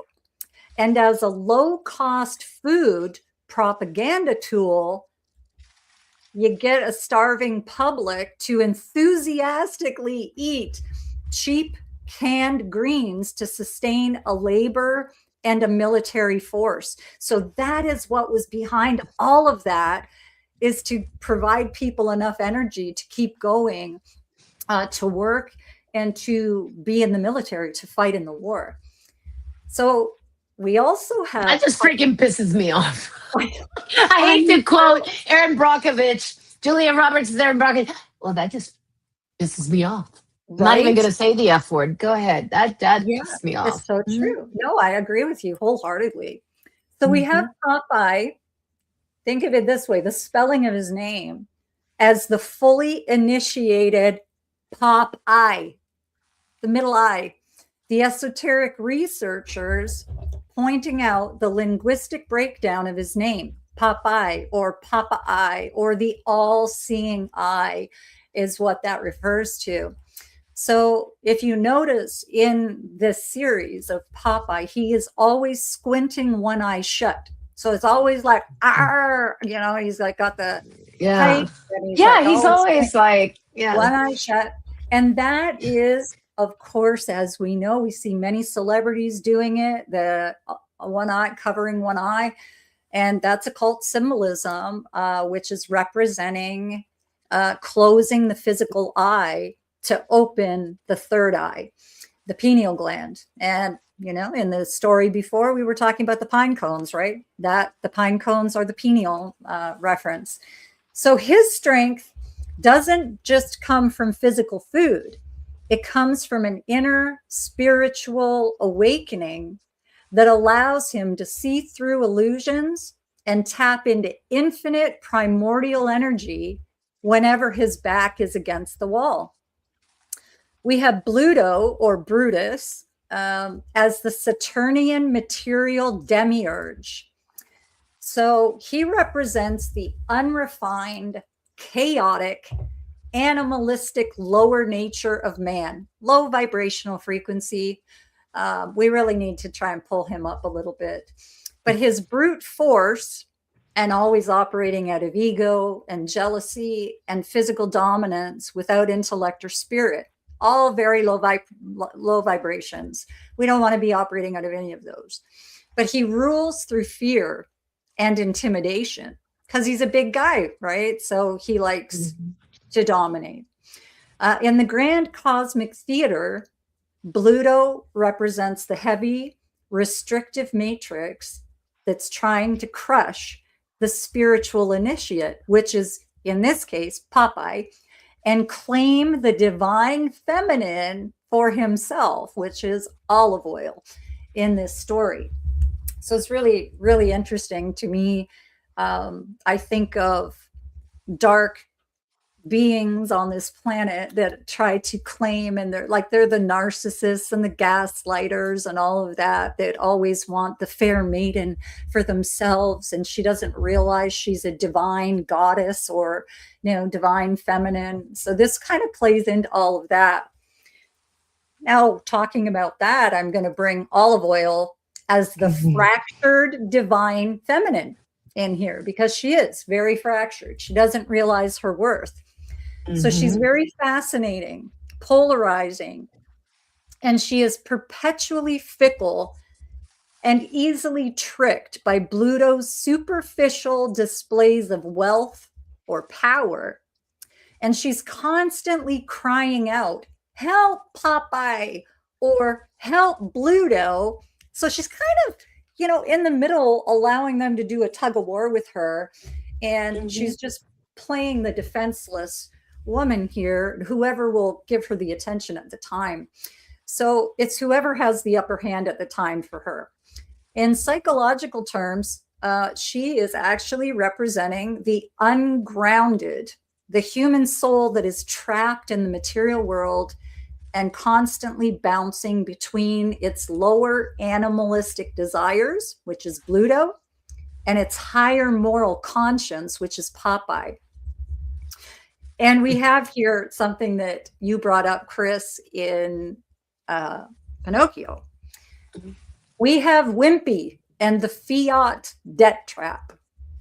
And Wimpy always says, you think Wimpy's Burgers, my Canuck friends will know Wimpy's Burgers. I'll gladly pay you Tuesday for a hamburger today. J. Wellington Wimpy is the ultimate symbol of fractional reserve banking and consumer debt. He is an educated, well-dressed elite, always wearing a tuxedo coat and a bowler hat, who has succumbed to his base of gluttony. He lives entirely on credit, promising future labor Tuesday for instant gratification today, the hamburger. So he is a walking warning about inflation, systemic laziness, and the economic slavery of living beyond our means. What is this? Wimpy created the buy now, pay. Yes, Sarah. I love layaway. it. Remember the layaway or the IOU or, Yes, absolutely. And credit cards. Let's get into that, everybody. Yeah. Just be like Wimpy because he's wimpy. Go ahead. And I need the burger now and I don't have the money now. So I'll pay you Tuesday, maybe. Pay you. And then we have Sweet Pea, who is absolutely adorable, as the genetic commodity. So Sweet Pea is the baby left on Popeye's doorstep. So think about that. A baby left on Popeye's doorstep. That's how Sweet Pea came into the scenario on Popeye. And this baby wears a nightshirt that completely covers his legs, making him look almost like a chrysalis or a crawling grub. He wanders into dangerous construction zones and lion cages, always completely oblivious to danger, yet always miraculously surviving the danger. It's hilarious. If you guys have got to check it out if you haven't seen it, because they're hilarious. So in conspiratorial lore, Sweet Pea represents the completely asleep, unawakened masses or infantile that is walking blindly through a highly dangerous engineered environment, completely dependent on the hidden protection of the initiated elite to stay alive. It turns out Sweet Haven is a wild socioeconomic experiment where one guy is living on infinite credit, another is a brute force dictator, and the third has his third eye opening because he's eating canned vegetables to just keep the soul of humanity from being kidnapped. And I love that part. So that is the breakdown of Popeye. I hope you guys enjoyed that. Such a great story. And I didn't really get into Popeye as much. Okay. But as you look at only because of availability. Like it wasn't a cartoon like Flintstones and Jetsons was everywhere. Yes. But the story of Olive and what a victim Olive kind of allowed herself to be between, Pluto and, absolutely. we're saying he's so self-assured that we think that Popeye is hot. That is what the Mind Fork chat has decided, that Popeye is hot. Actually, I said it, and they agreed with me. But we have a couple of comments, though. We got Canine Mind Help, one of the first cartoons with tats and happy to be himself. Pretty cool. It's like he was rough, but, he was a survivor. You always saw Popeye as a survivor. He's just like, suck it up, people. We can be okay. Yeah. And I just love how chill he was about, I am what I am. Yeah, and I am cool with that. And if you're not, I don't care. I don't care if you don't like that, because I like me. And that's kind of his attitude. And it was great. And was that a call to the I ams? Right? Hello, I am I am affirmations. what I am. Yeah, And absolutely. whatever I say I am, that's what I am. So, Ruthie, I grew up so poor. I always thought as a kid that vegetables and fruit only came in a can. That's really sad, Ruthie. I'm so sorry. But yeah, spinach was one of them with Popeye in the logo. I remember looking at that can thinking, oh my God, this is so cool. Yeah, It's gonna make me strong, absolutely. Little did I know that it was just cheap. Kind of Yeah, similar to what they put in our canned food today. Just cheap stuff. I love spinach. I love fresh spinach. Fresh spinach, yeah, but they boil everything out of the stuff in the cans. So the Oh, baby definitely tests the balance of Darwinism. Damn, Sarah.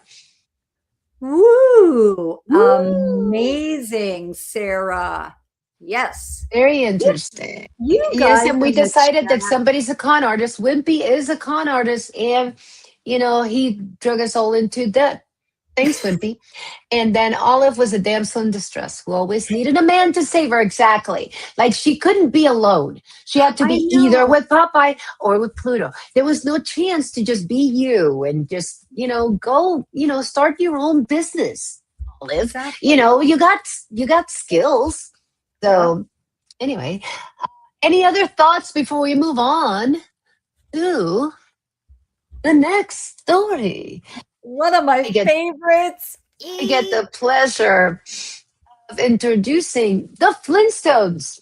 Flintstones. Los Super Flintstones. Picapiedras. Yeah. Remember, Ruthie? Los Picapiedras. Yabba dabba do. Yabba dabba do. So the Yeah. Flintstones. I mean, I grew up with the Flintstones. They were prime time on TV in, back in the day that we're not going to go there because I'm not going to age myself.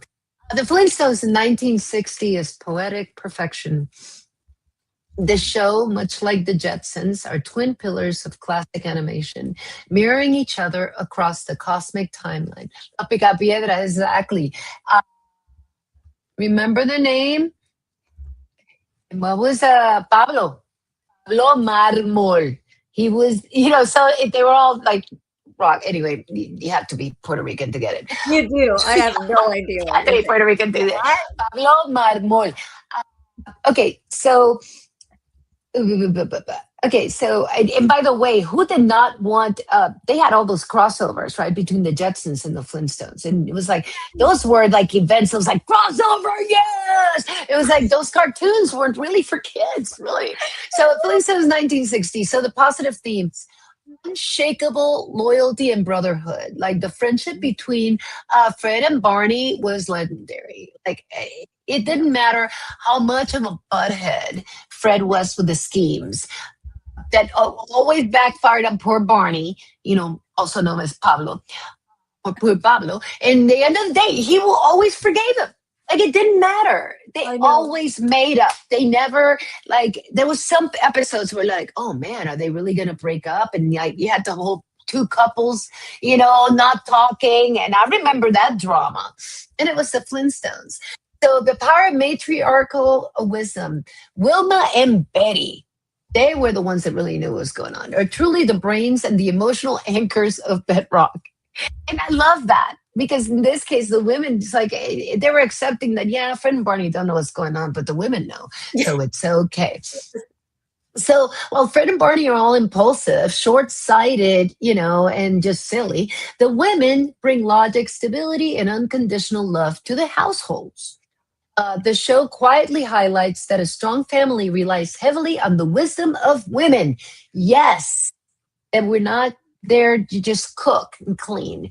That they really needed the women to kind of keep them anchored. So ingenuity and adapting to your new environment. The Flintstones live in a world where technology does not exist. So they creatively adapt nature to fulfill their needs, using a mammoth as a shower, a pelican as a trash can, and a bird's beak as a record player shows an incredible. I mean, I love that. It's when I they would always know. put the bird down on Yeah. The bird would say, "Oh, not not again." again. And then, Yeah, it's like, so they make the absolute best out of what Earth provides. Adoption. I mean, it brought the first time we're talking about adoption in a cartoon, the storyline of Barney and Betty not being able to have a baby.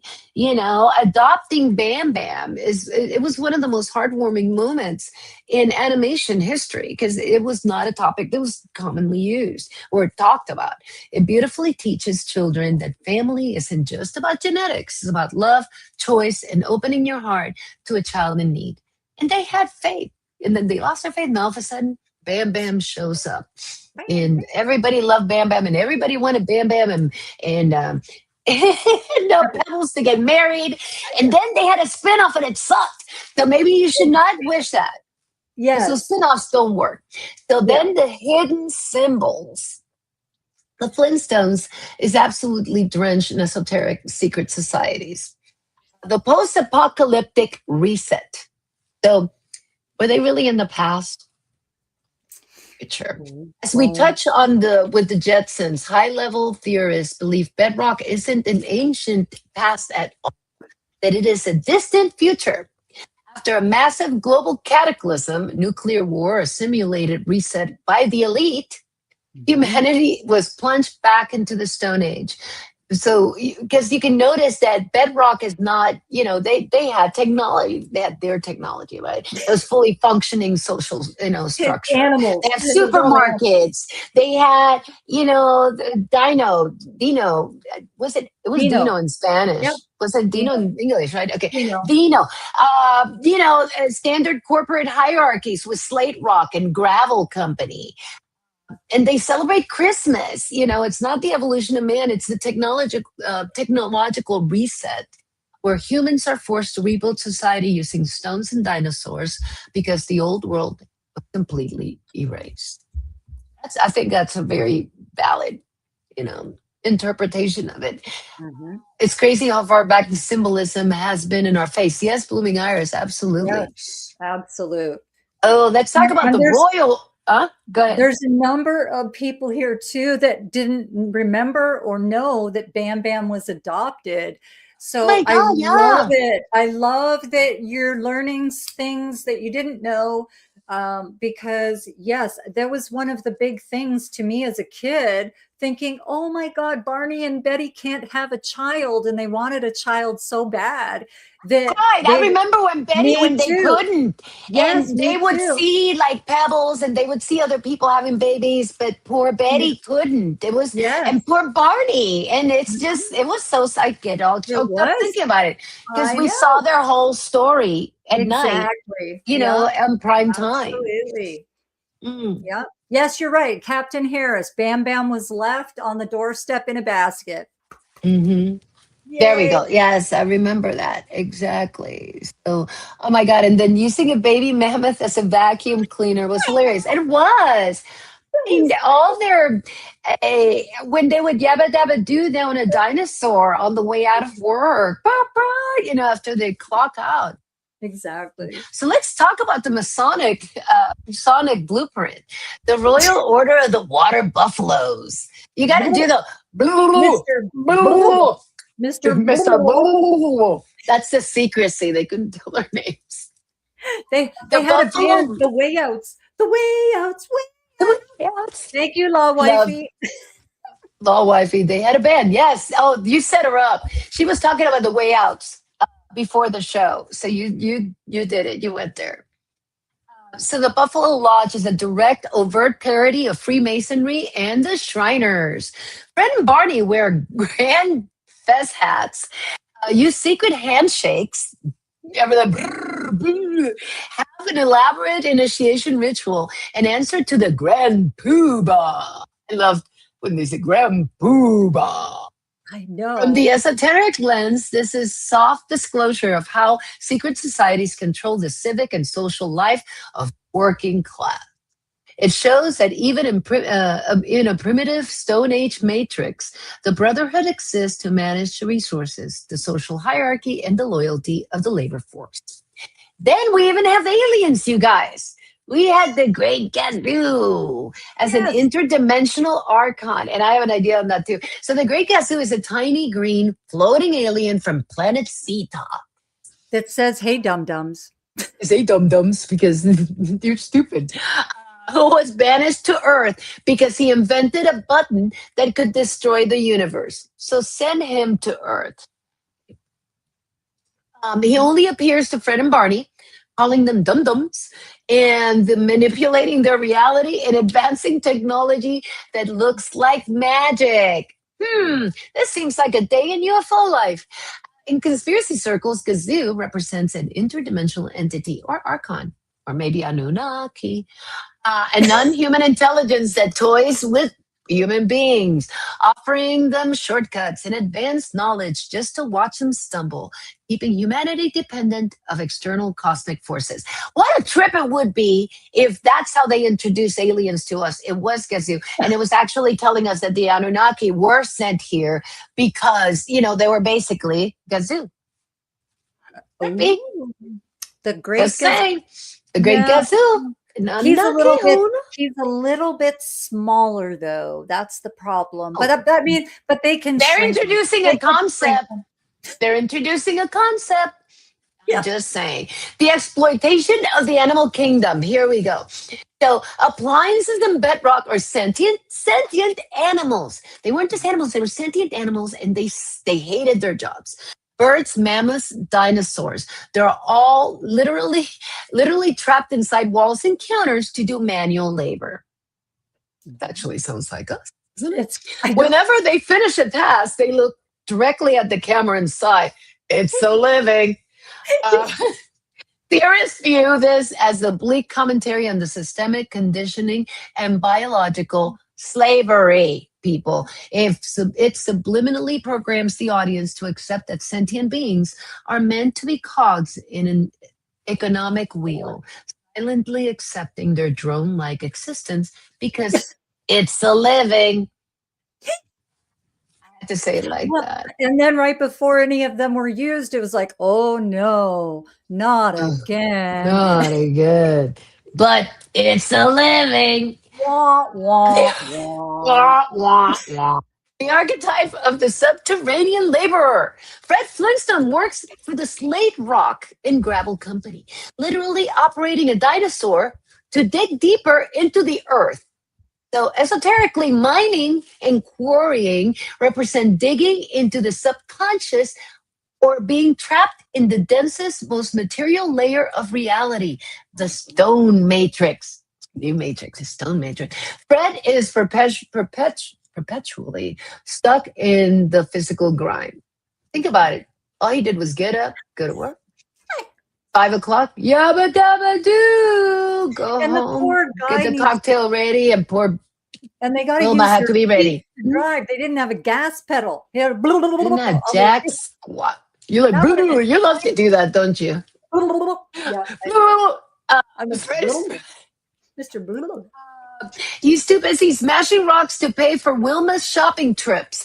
He is the ultimate symbol of the modern man trapped in a base level physical illusion. He could not provide totally for his family. She couldn't go shopping with Betty.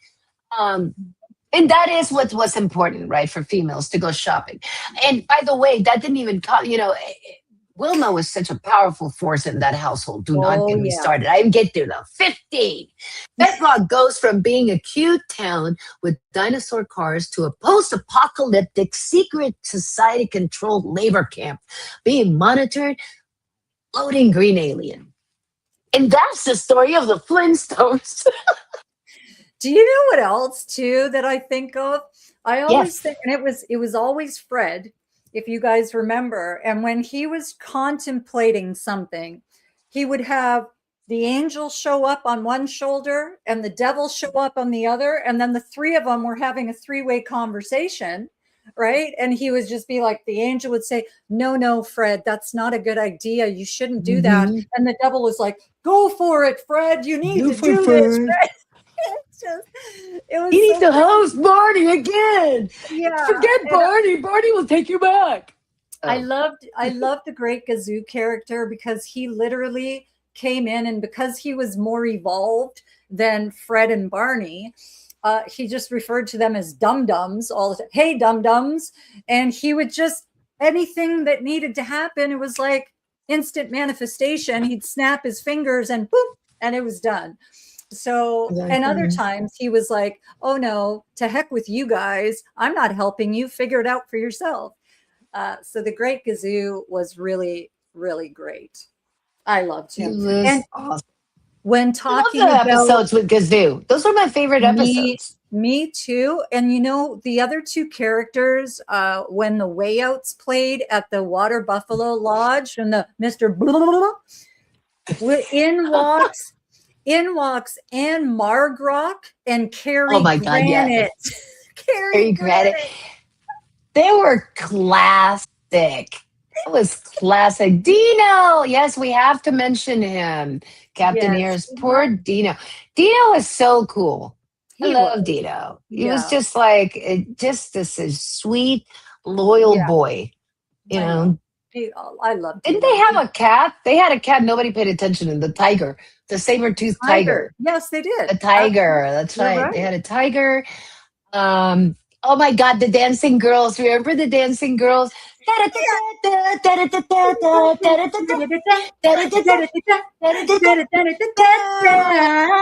time the door opened, dancing girls. In the front door, out the back door. Back in the back door, out They the would open the door and the legs would pop in. Remember? It's like, woo! It's like, no, close them up. Yes. But their bowling society, yes. Oh my God, they went bowling. They did. They did all the kinds bowling of society. They did all kinds of stuff. And what did Betty they went grocery shopping and they went to the mall and they cleaned. And they used to spy on them because they used to think they were going to get in trouble. And then they would show up behind the scenes at the Water Buffalo Lodge just to be like, what are they up to over here? Okay, we gotta. I'm gonna move on to the next one because we're at 2 hours and we're almost done. We got 2 more. So right? No, 3 more. 3 more. You go. Yeah. Okay. Actually, we might. Do we want to do Wally? We'll check to see if this. Keep going. We'll do it. Yeah. Okay, guys. So we are moving on, and it's going to tie into this. You're going to hear the Jetsons. Here's George Jetson. His wife Judy. Elroy, Jane, his wife. Oh, that's right. Jane, his wife. Daughter Judy. Daughter Judy. Exactly. Amazing.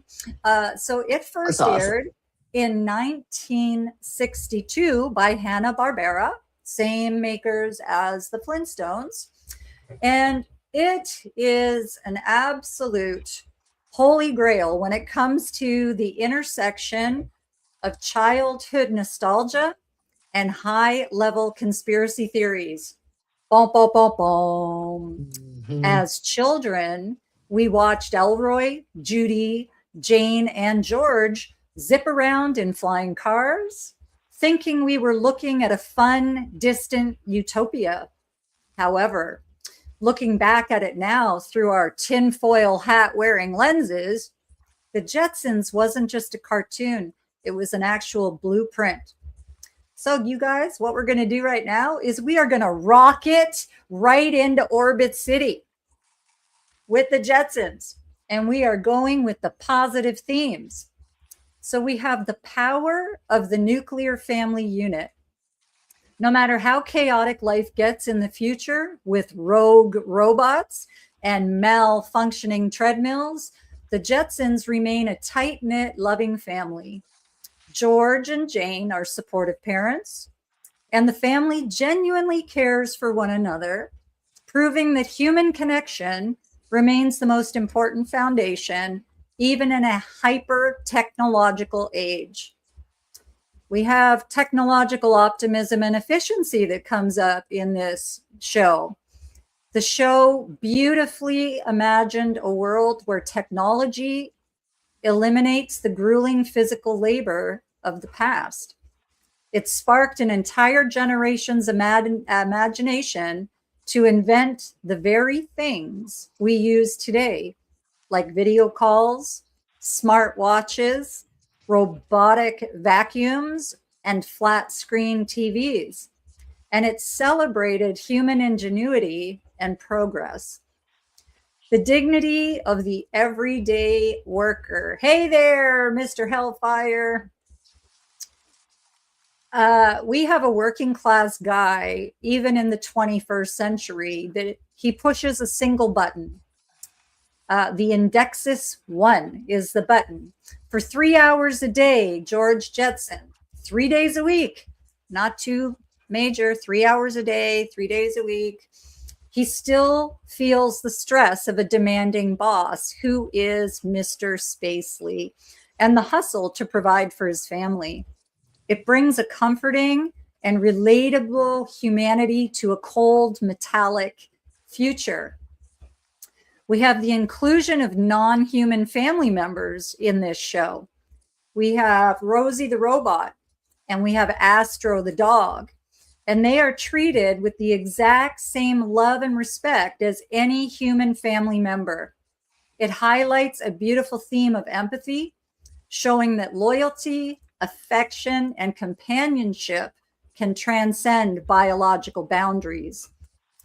And now we are going into the hidden symbology. So the Jetsons is famous in conspiracy circles because it has a staggering amount of predictive programming and a very dark hidden premise. We have the post-apocalyptic Great Flood below the clouds. So have you ever noticed that in the Jetsons, you never actually see the surface of the Earth? Orbit City is built entirely on massive, adjustable, sky-high stilts called sky pads. Why? The theory is that in 1970, Hanna-Barbera released the Flintstones. So here's the tie-in on the Jetsons, where the two families meet via a time machine. Yes. Love time machine crossovers, man. Yes. This is the best. But theorists have a much darker interpretation with this. The Flintstones and the Jetsons actually take place at the exact same time. While a massive eco-catastrophe or nuclear war or a global flood ravaged the surface of the Earth, forcing the primitive survivors, which are the Flintstones, to live in a Stone Age reset, the ultra-wealthy elite fled to the heavens, the Jetsons, to live in a floating high-tech technocracy completely separated from the lower class below. Very interesting, right? So we're going to Mars now, so it's like interesting. Right? Again, they tell you everything. Go ahead. Boom. I know. The transhumanist seduction, or the automated matrix. Life in Orbit City is so automated that the humans are experiencing severe muscle atrophy and physical laziness, similar to what we saw or what we will see in WALL-E, in the movie WALL-E. George complains of push button finger exhaustion, and Jane uses a mask. If you remember the mask, she takes the mask to put her face on in the morning. So she doesn't have a face on until she puts the mask on her face. Everything is synthetic. Synthetic food comes out of a pill machine, and human beings have surrendered their natural biology and sovereignty to a corporate controlled grid. Very interesting. The constant surveillance, guys. Okay, here we go. The constant surveillance and the all-seeing Spacely sprockets. Cosmo Spacely, which is George Jetson's tyrannical boss, is the ultimate symbol of the corporate deep state. He controls the means of production, but more importantly, he has eyes everywhere. Think 5 eyes, guys. Think 5 eyes. He routinely pops up on monitors in George's flying car, his home, and his office, demanding total surveillance and compliance. George's entire life is micromanaged by corporate algorithms and workplace trackers, a chillingly accurate prediction of modern data tracking and corporate surveillance. This blows my mind. And that year, what year was it? This came out 60 or 59? Did it come out at the same time as 62? 62. Think about it. Yeah, I know. It is crazy and mind-blowing. And then we come to Rosie the robot as the AI handler. The AI handler. Rosie isn't just a maid. She is the synthetic authority figure of the household. She manages the schedules, she cooks the food, and subtly directs the emotional climate of the entire family. So from an esoteric lens, she's actually representing the soft disclosure, in my opinion. And it's artificial intelligence that is integrating into the human family unit. Well, what's about to happen here, right? So acting as an algorithmic handler that conditions the children, Elroy and Judy, to trust and obey the machine over any human instinct. I find this so incredibly crazy because it's. It was telling you. It was telling you. Absolutely. This is 1962. They were telling us. Yeah. Yeah. A couple of comments. Can I read up a couple? Yes, please. Yeah. Well, I never thought of it that way. The Jetsons were the elite, and basically the Flintstones were the regular people that were left behind. Yes. Again, you're talking about, humans going to a different planet. We're not going to be part of that. Yeah, so Sarah's like this was before Orwell's 1984. Absolutely. Yeah. And then Helen, in the World Economic Federation's vision of the future, they write about the civilized people living in big corporate cities, and they fear the people who live in the countryside.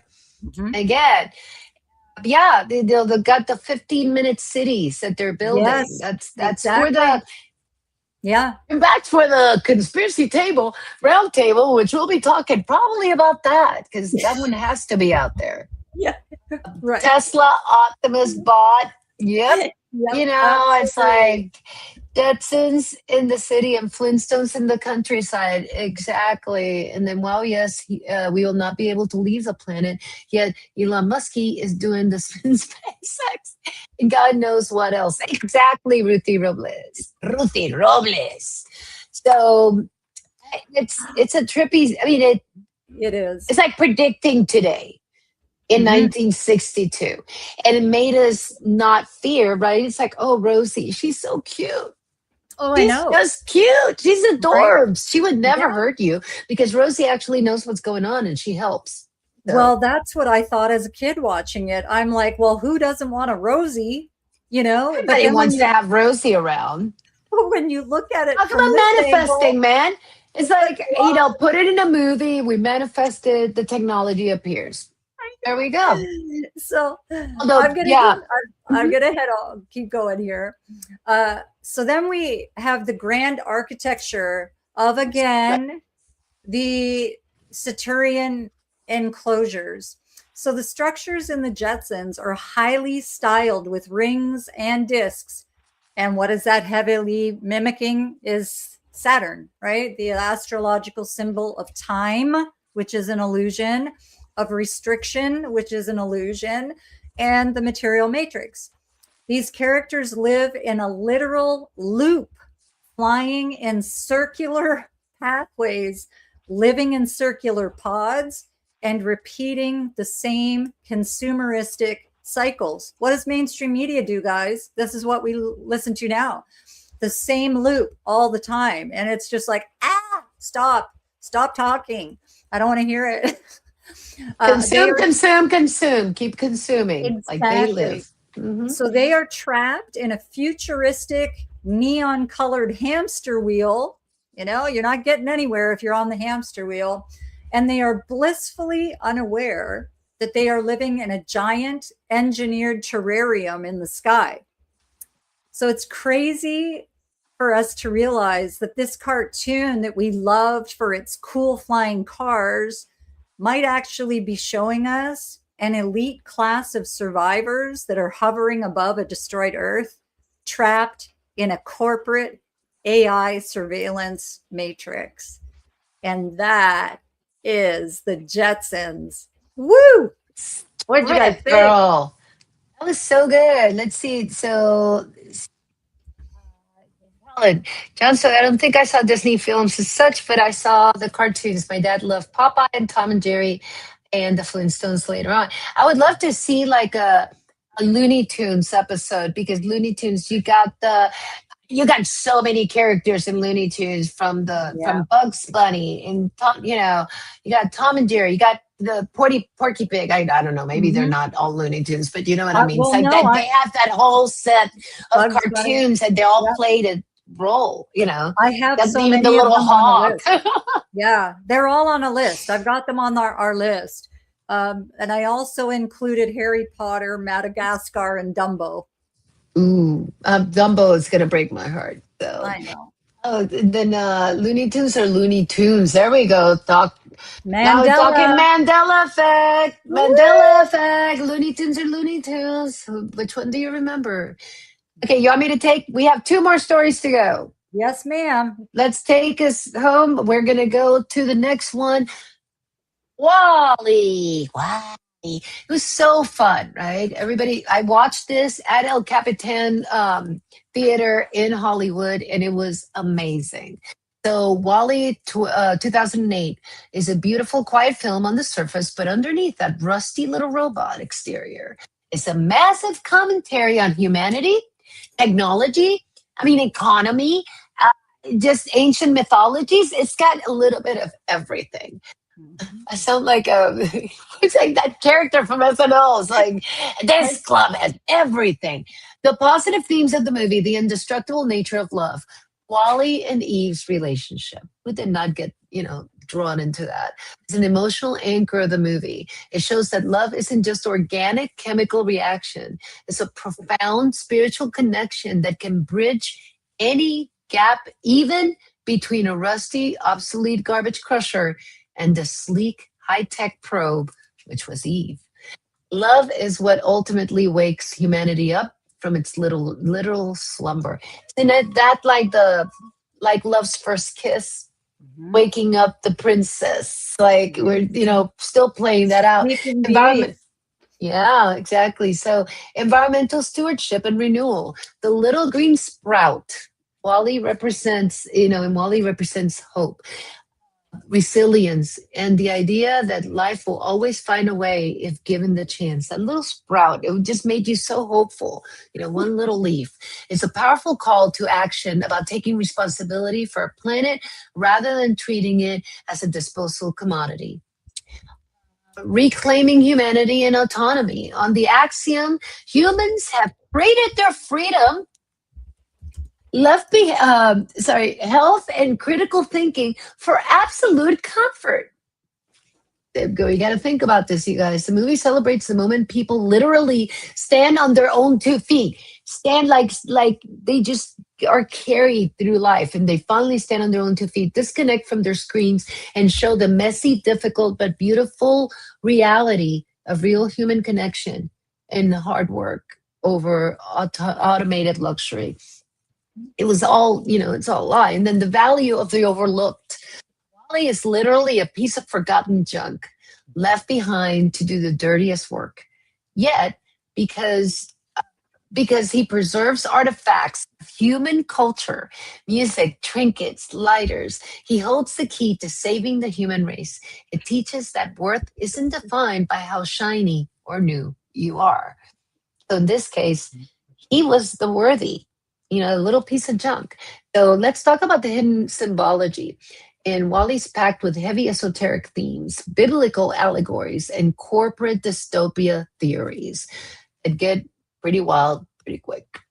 So the by and large, BNL, one world government, people. Let's just have it all over. By and large, isn't just a mega corporation. It is the ultimate realization of the new world order. We were talking about World Economic Federation stuff. Here we go.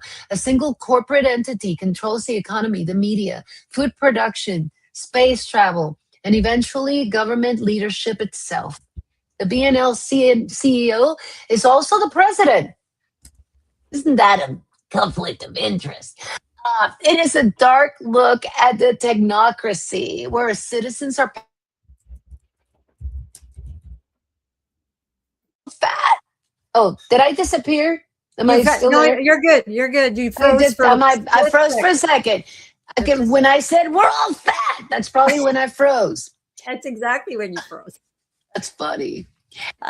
It is a dark look at technocracy where, yeah, yes, technocracy where citizens are pacified into compliance to consumerism and obesity, rendering them completely dependent on the system for survival. So you're going to keep getting that little drink. Who knows what's in it? Because some theories say it's people. Soylent Green is people. The Noah's Ark and Gnostic allegory. No, we already got that one. Oh no, was No. yeah, that was it. The axiom of simplicity of it is explicitly a futuristic Noah's Ark, preserving the last of humanity while a flood of garbage cleanses the earth. Eve, extraterrestrial vegetation evaluator, Eve, is the white dove sent out to find sign of life, the olive branch or sprout. Then comes the twist. From an esoteric and Gnostic perspective, Otto, the autopilot AI, acts as the Archon, a robotic jailer, keeping humanity trapped in a fake, comfortable matrix, the ship, so they never return to the true source. Otto's directive, Operation Directive A113, is the ultimate hidden code keeping humanity enslaved. We need to look into that 113. The glandular and transhumanist agenda.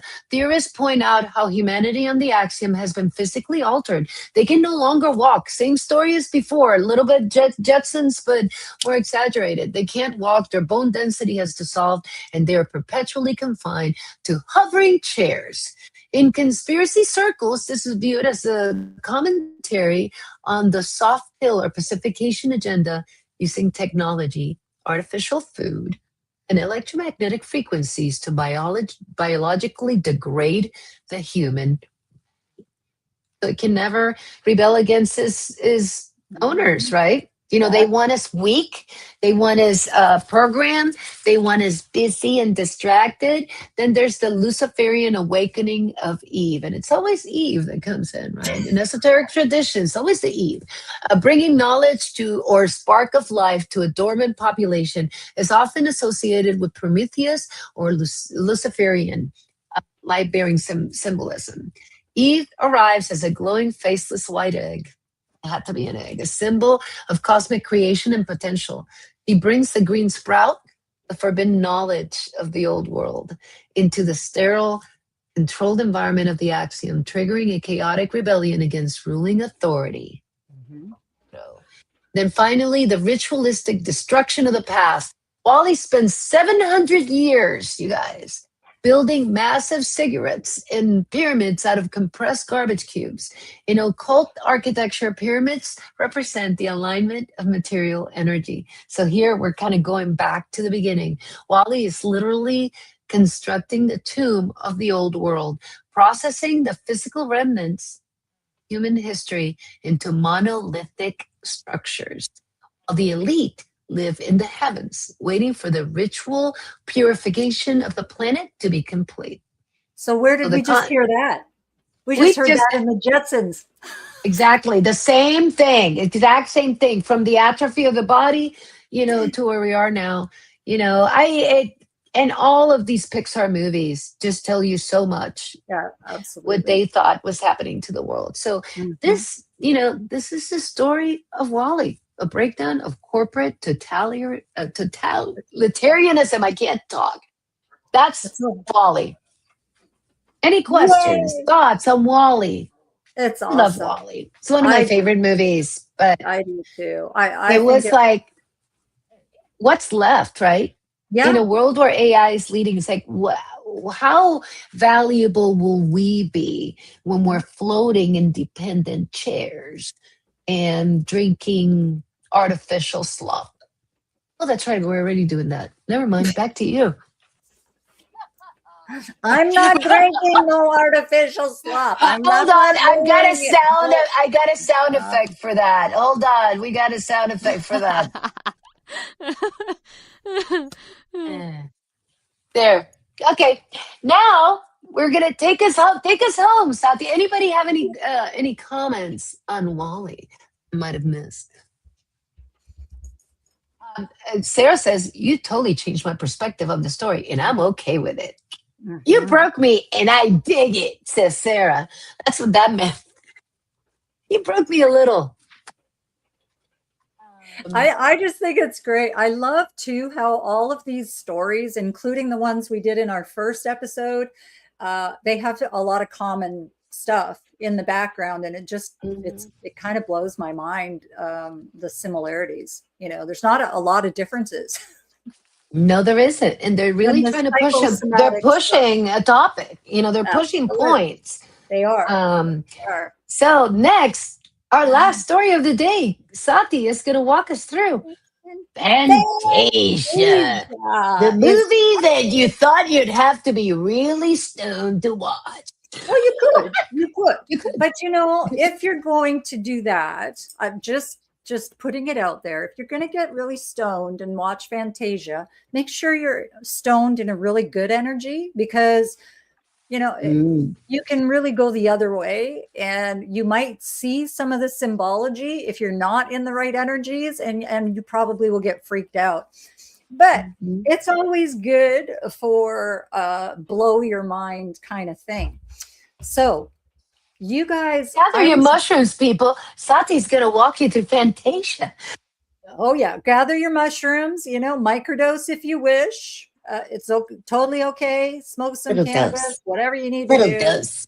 All good. Yep, microdose is great, I'm sure.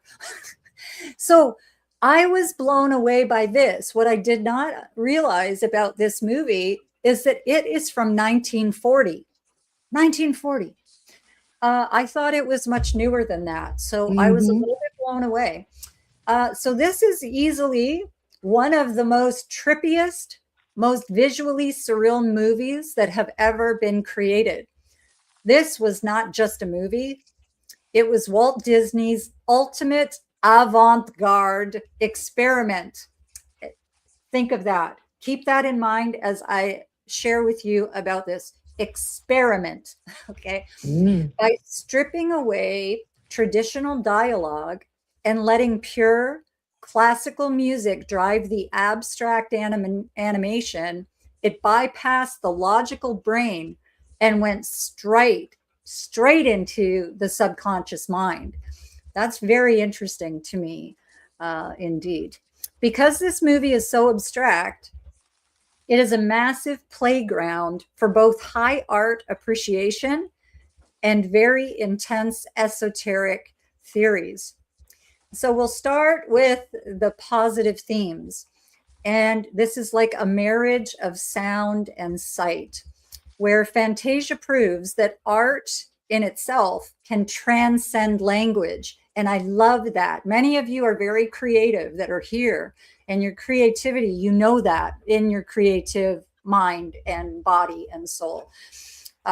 So by visualizing classical masterpieces, this movie shows how music has texture, color, and form.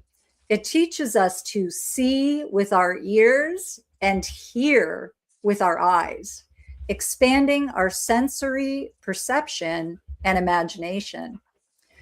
The harmony of nature and the cosmos is really a huge theme in this movie.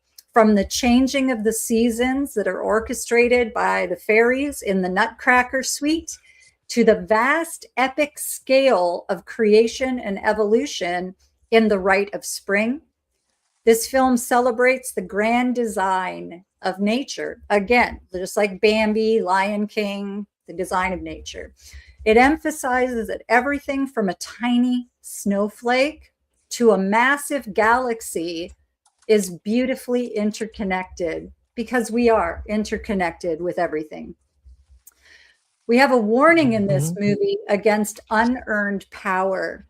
And in The Sorcerer's Apprentice, Mickey Mouse tries to take a shortcut by using magic that he doesn't understand. This is very important, okay? To avoid doing hard work, carrying the water buckets. The disaster that follows is a timeless lesson. True mastery requires patience, discipline, and respect for any of these crafts. And shortcuts, usually always, guys, will lead to chaos. We have also in this movie the ultimate triumph of light over the darkness. The transition from the terrifying, chaotic energy of night on Bald Mountain to the serene, peaceful dawn of the Ave Maria is incredibly powerful. That's my favorite classical song, by the way, Ave Maria. Yeah. Delivers a profound message of hope, no matter how terrifying, oppressive, or dark the night gets. It's only temporary, just as everything else. Everything is a temporary happening. The light, the sacred, and the peaceful will always return to restore balance. And now, bum, bum, bum, bum, we are moving into the hidden symbology. And Fantasia is widely considered by occult researchers to be a massive public display of high-level esoteric ritual and mind control symbolism. Oh my gosh, I just don't. There you go, mind control. Exactly. The sorcerer Yensid as the ultimate puppeteer. In The Sorcerer's Apprentice, the master sorcerer is named Yensid. Check this, guys. It blew me away. Yensid is Disney spelled backwards. What? Oh, dude, duh. I know. Whoa, mind blown.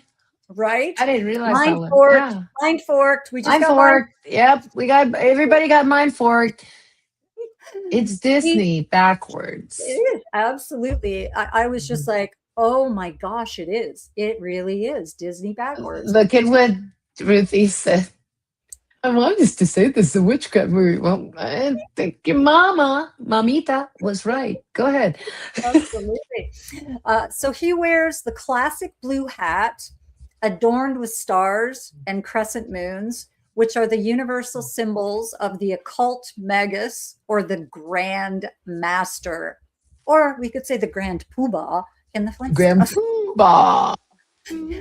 Theorists view this as Walt Disney explicitly revealing himself as an esoteric initiate who wields the magic of media, animation, and frequencies to manipulate the subconscious minds of the masses, the apprentices.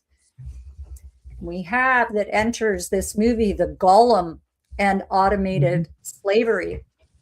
So when Mickey animates the broomsticks, because we all know the dancing broomsticks, to carry the water, he inadvertently creates a golem, a creature from Jewish mysticism brought to life by magic or hidden codes to perform labor.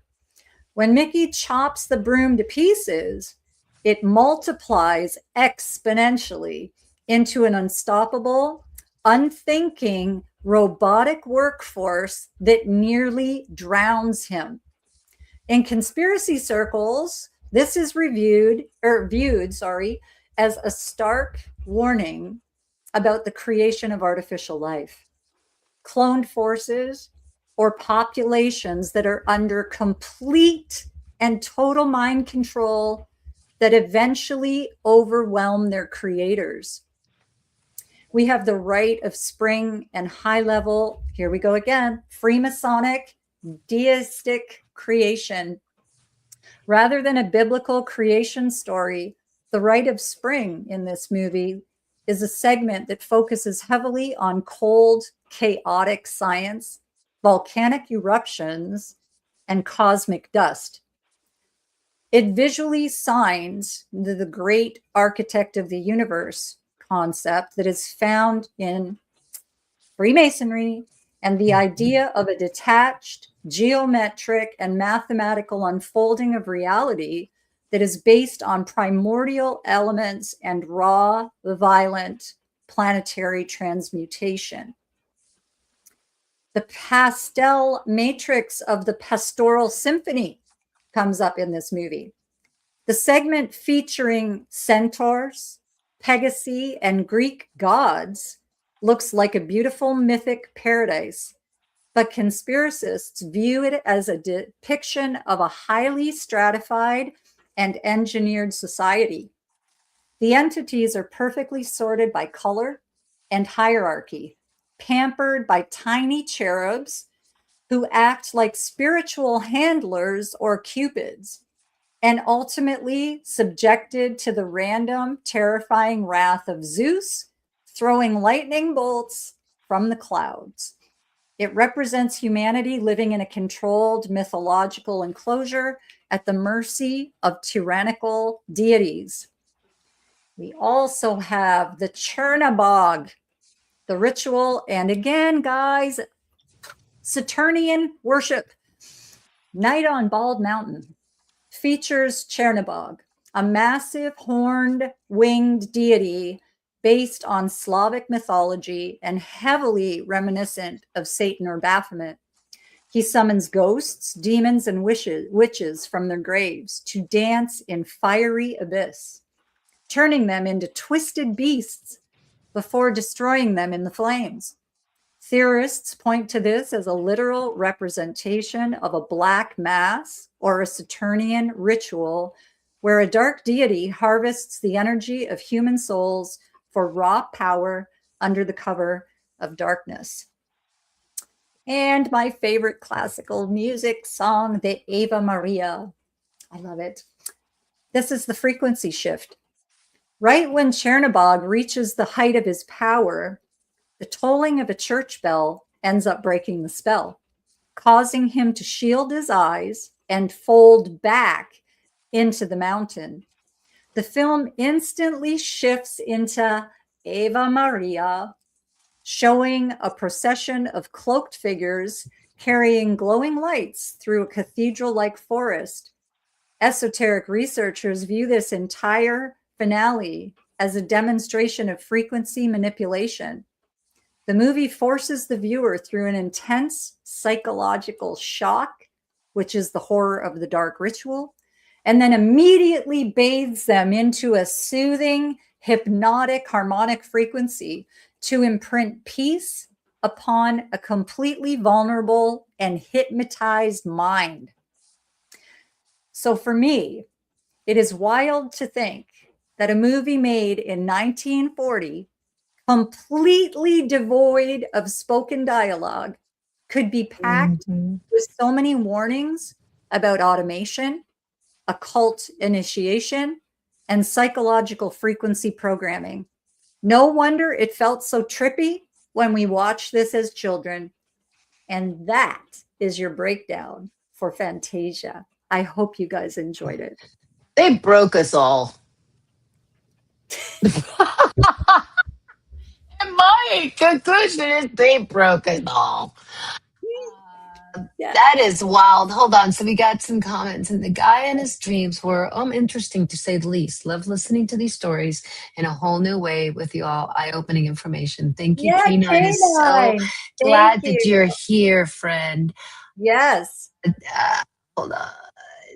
Definitely mind blowing. This whole show has been great. Thank you so much, you guys. This has been so fun. Senor Reprenda and children would watch this.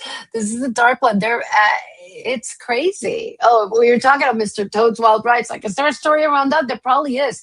Probably. I love that ride. That was like my favorite little stupid ride in Disney. It was Mr. Toad's Wild Ride. So, you guys, we hope you enjoyed this breakdown. Anybody have any questions on Fantasia? I love that this quote though. When music takes the wheel, the invisible world steps into the light. How true is that statement? Because, Uh-huh. music can transport you to crazy places, you know? Yes, it So, can. But it I can. use music to transport me to amazing places. Like to get Mhm. ready for our shows, I suggested this, I believe, to Ruthie in one of our shows. Like when you're going on, you guys were doing that whole the flipping with the mods, and there was some nervousness going on, and I'm just like, find your favorite tune and just jam out to the tune before you go, and then just do a little bit of breath work, and it's all good. It Exactly. works. It So, always ends up working. I love this, and you guys in the chat, oh my mhm. god, you've been This is amazing. so awesome. I do want to say, so we have a couple of things going on. I want to say goodnight to the chatters here. Ruthie, thank you so much for being here today. Sarah, what a fun show. Blooming Iris, thank you for being here. Low wife here, sweet low wifey. Love them all. Helen, Canine. I'm just, this has been so fun, It right? has. It has. Um, I love doing these shows we because had, it's go so ahead. fun to research them, honestly. Mhm. Captain Harris. Captain Harris, that's right. You've been here the whole time. Captain Harris, thank you so much, everybody. We Yeah. are going to show a couple of things. So hold on for our outro, which is going to be a video, which is a preview of our next show. And our Yes. next, well, actually, our next hidden symbols in series, because we have many new shows. I'm gonna walk us through what we're Yeah. about to do. But Hidden Symbols 3 is going to be about nursery rhyme. So we're Yeah. taking it all back to the beginning. So other things that we have going on. Hold on, please. We got the Conspiracy Roundtable. Hold on. So we are going to be participating in multi-streaming with Calling All Beings on Yep. this Conspiracy Roundtable. There's several people here on the chat today that are going to be part of that show, and we're so excited. I'm very So, excited. also, our sister Sati will be having a premiere of her Lionsgate portal opening, and that will include like a meditation, right? What else are you going to include in that? Yeah. So every year I do an opening for the Lionsgate portal that happens the end of July every year. And I do channeled message from Divine Realms. I provide your light language code activations for this month. And then you will be getting a guided meditation right after.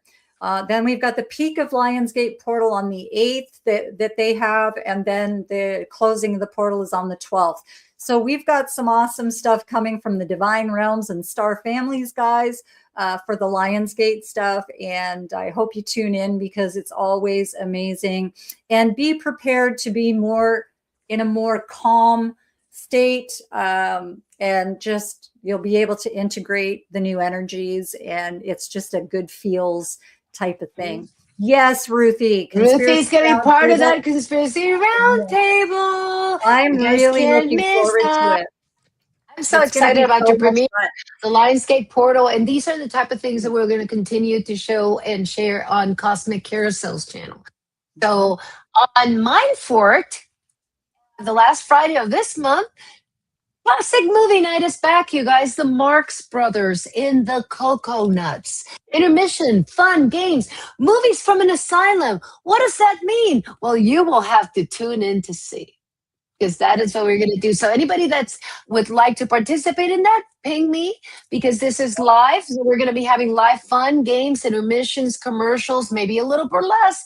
I'm not sure. I'm taking you back to the 1930s.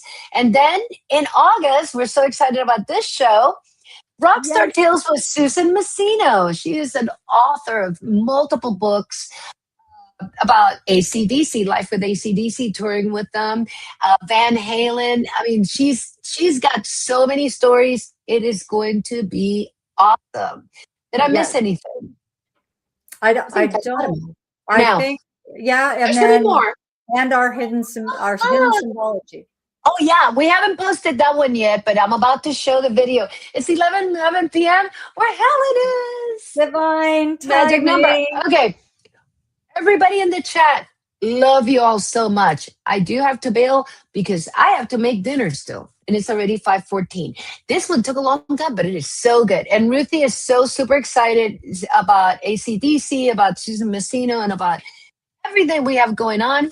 So now I'm Yes, going to play I'm it off. excited. Sister, this was so much fun. It was great. And you guys in the chat, always so amazing. You guys make it so much fun because without you guys, we wouldn't really do it. Why? If Exactly. nobody, yeah. So we really love this. And it's always fun to research stuff and bring things up that people don't always know. And we get to learn. So it's just, I love learning. I love learning.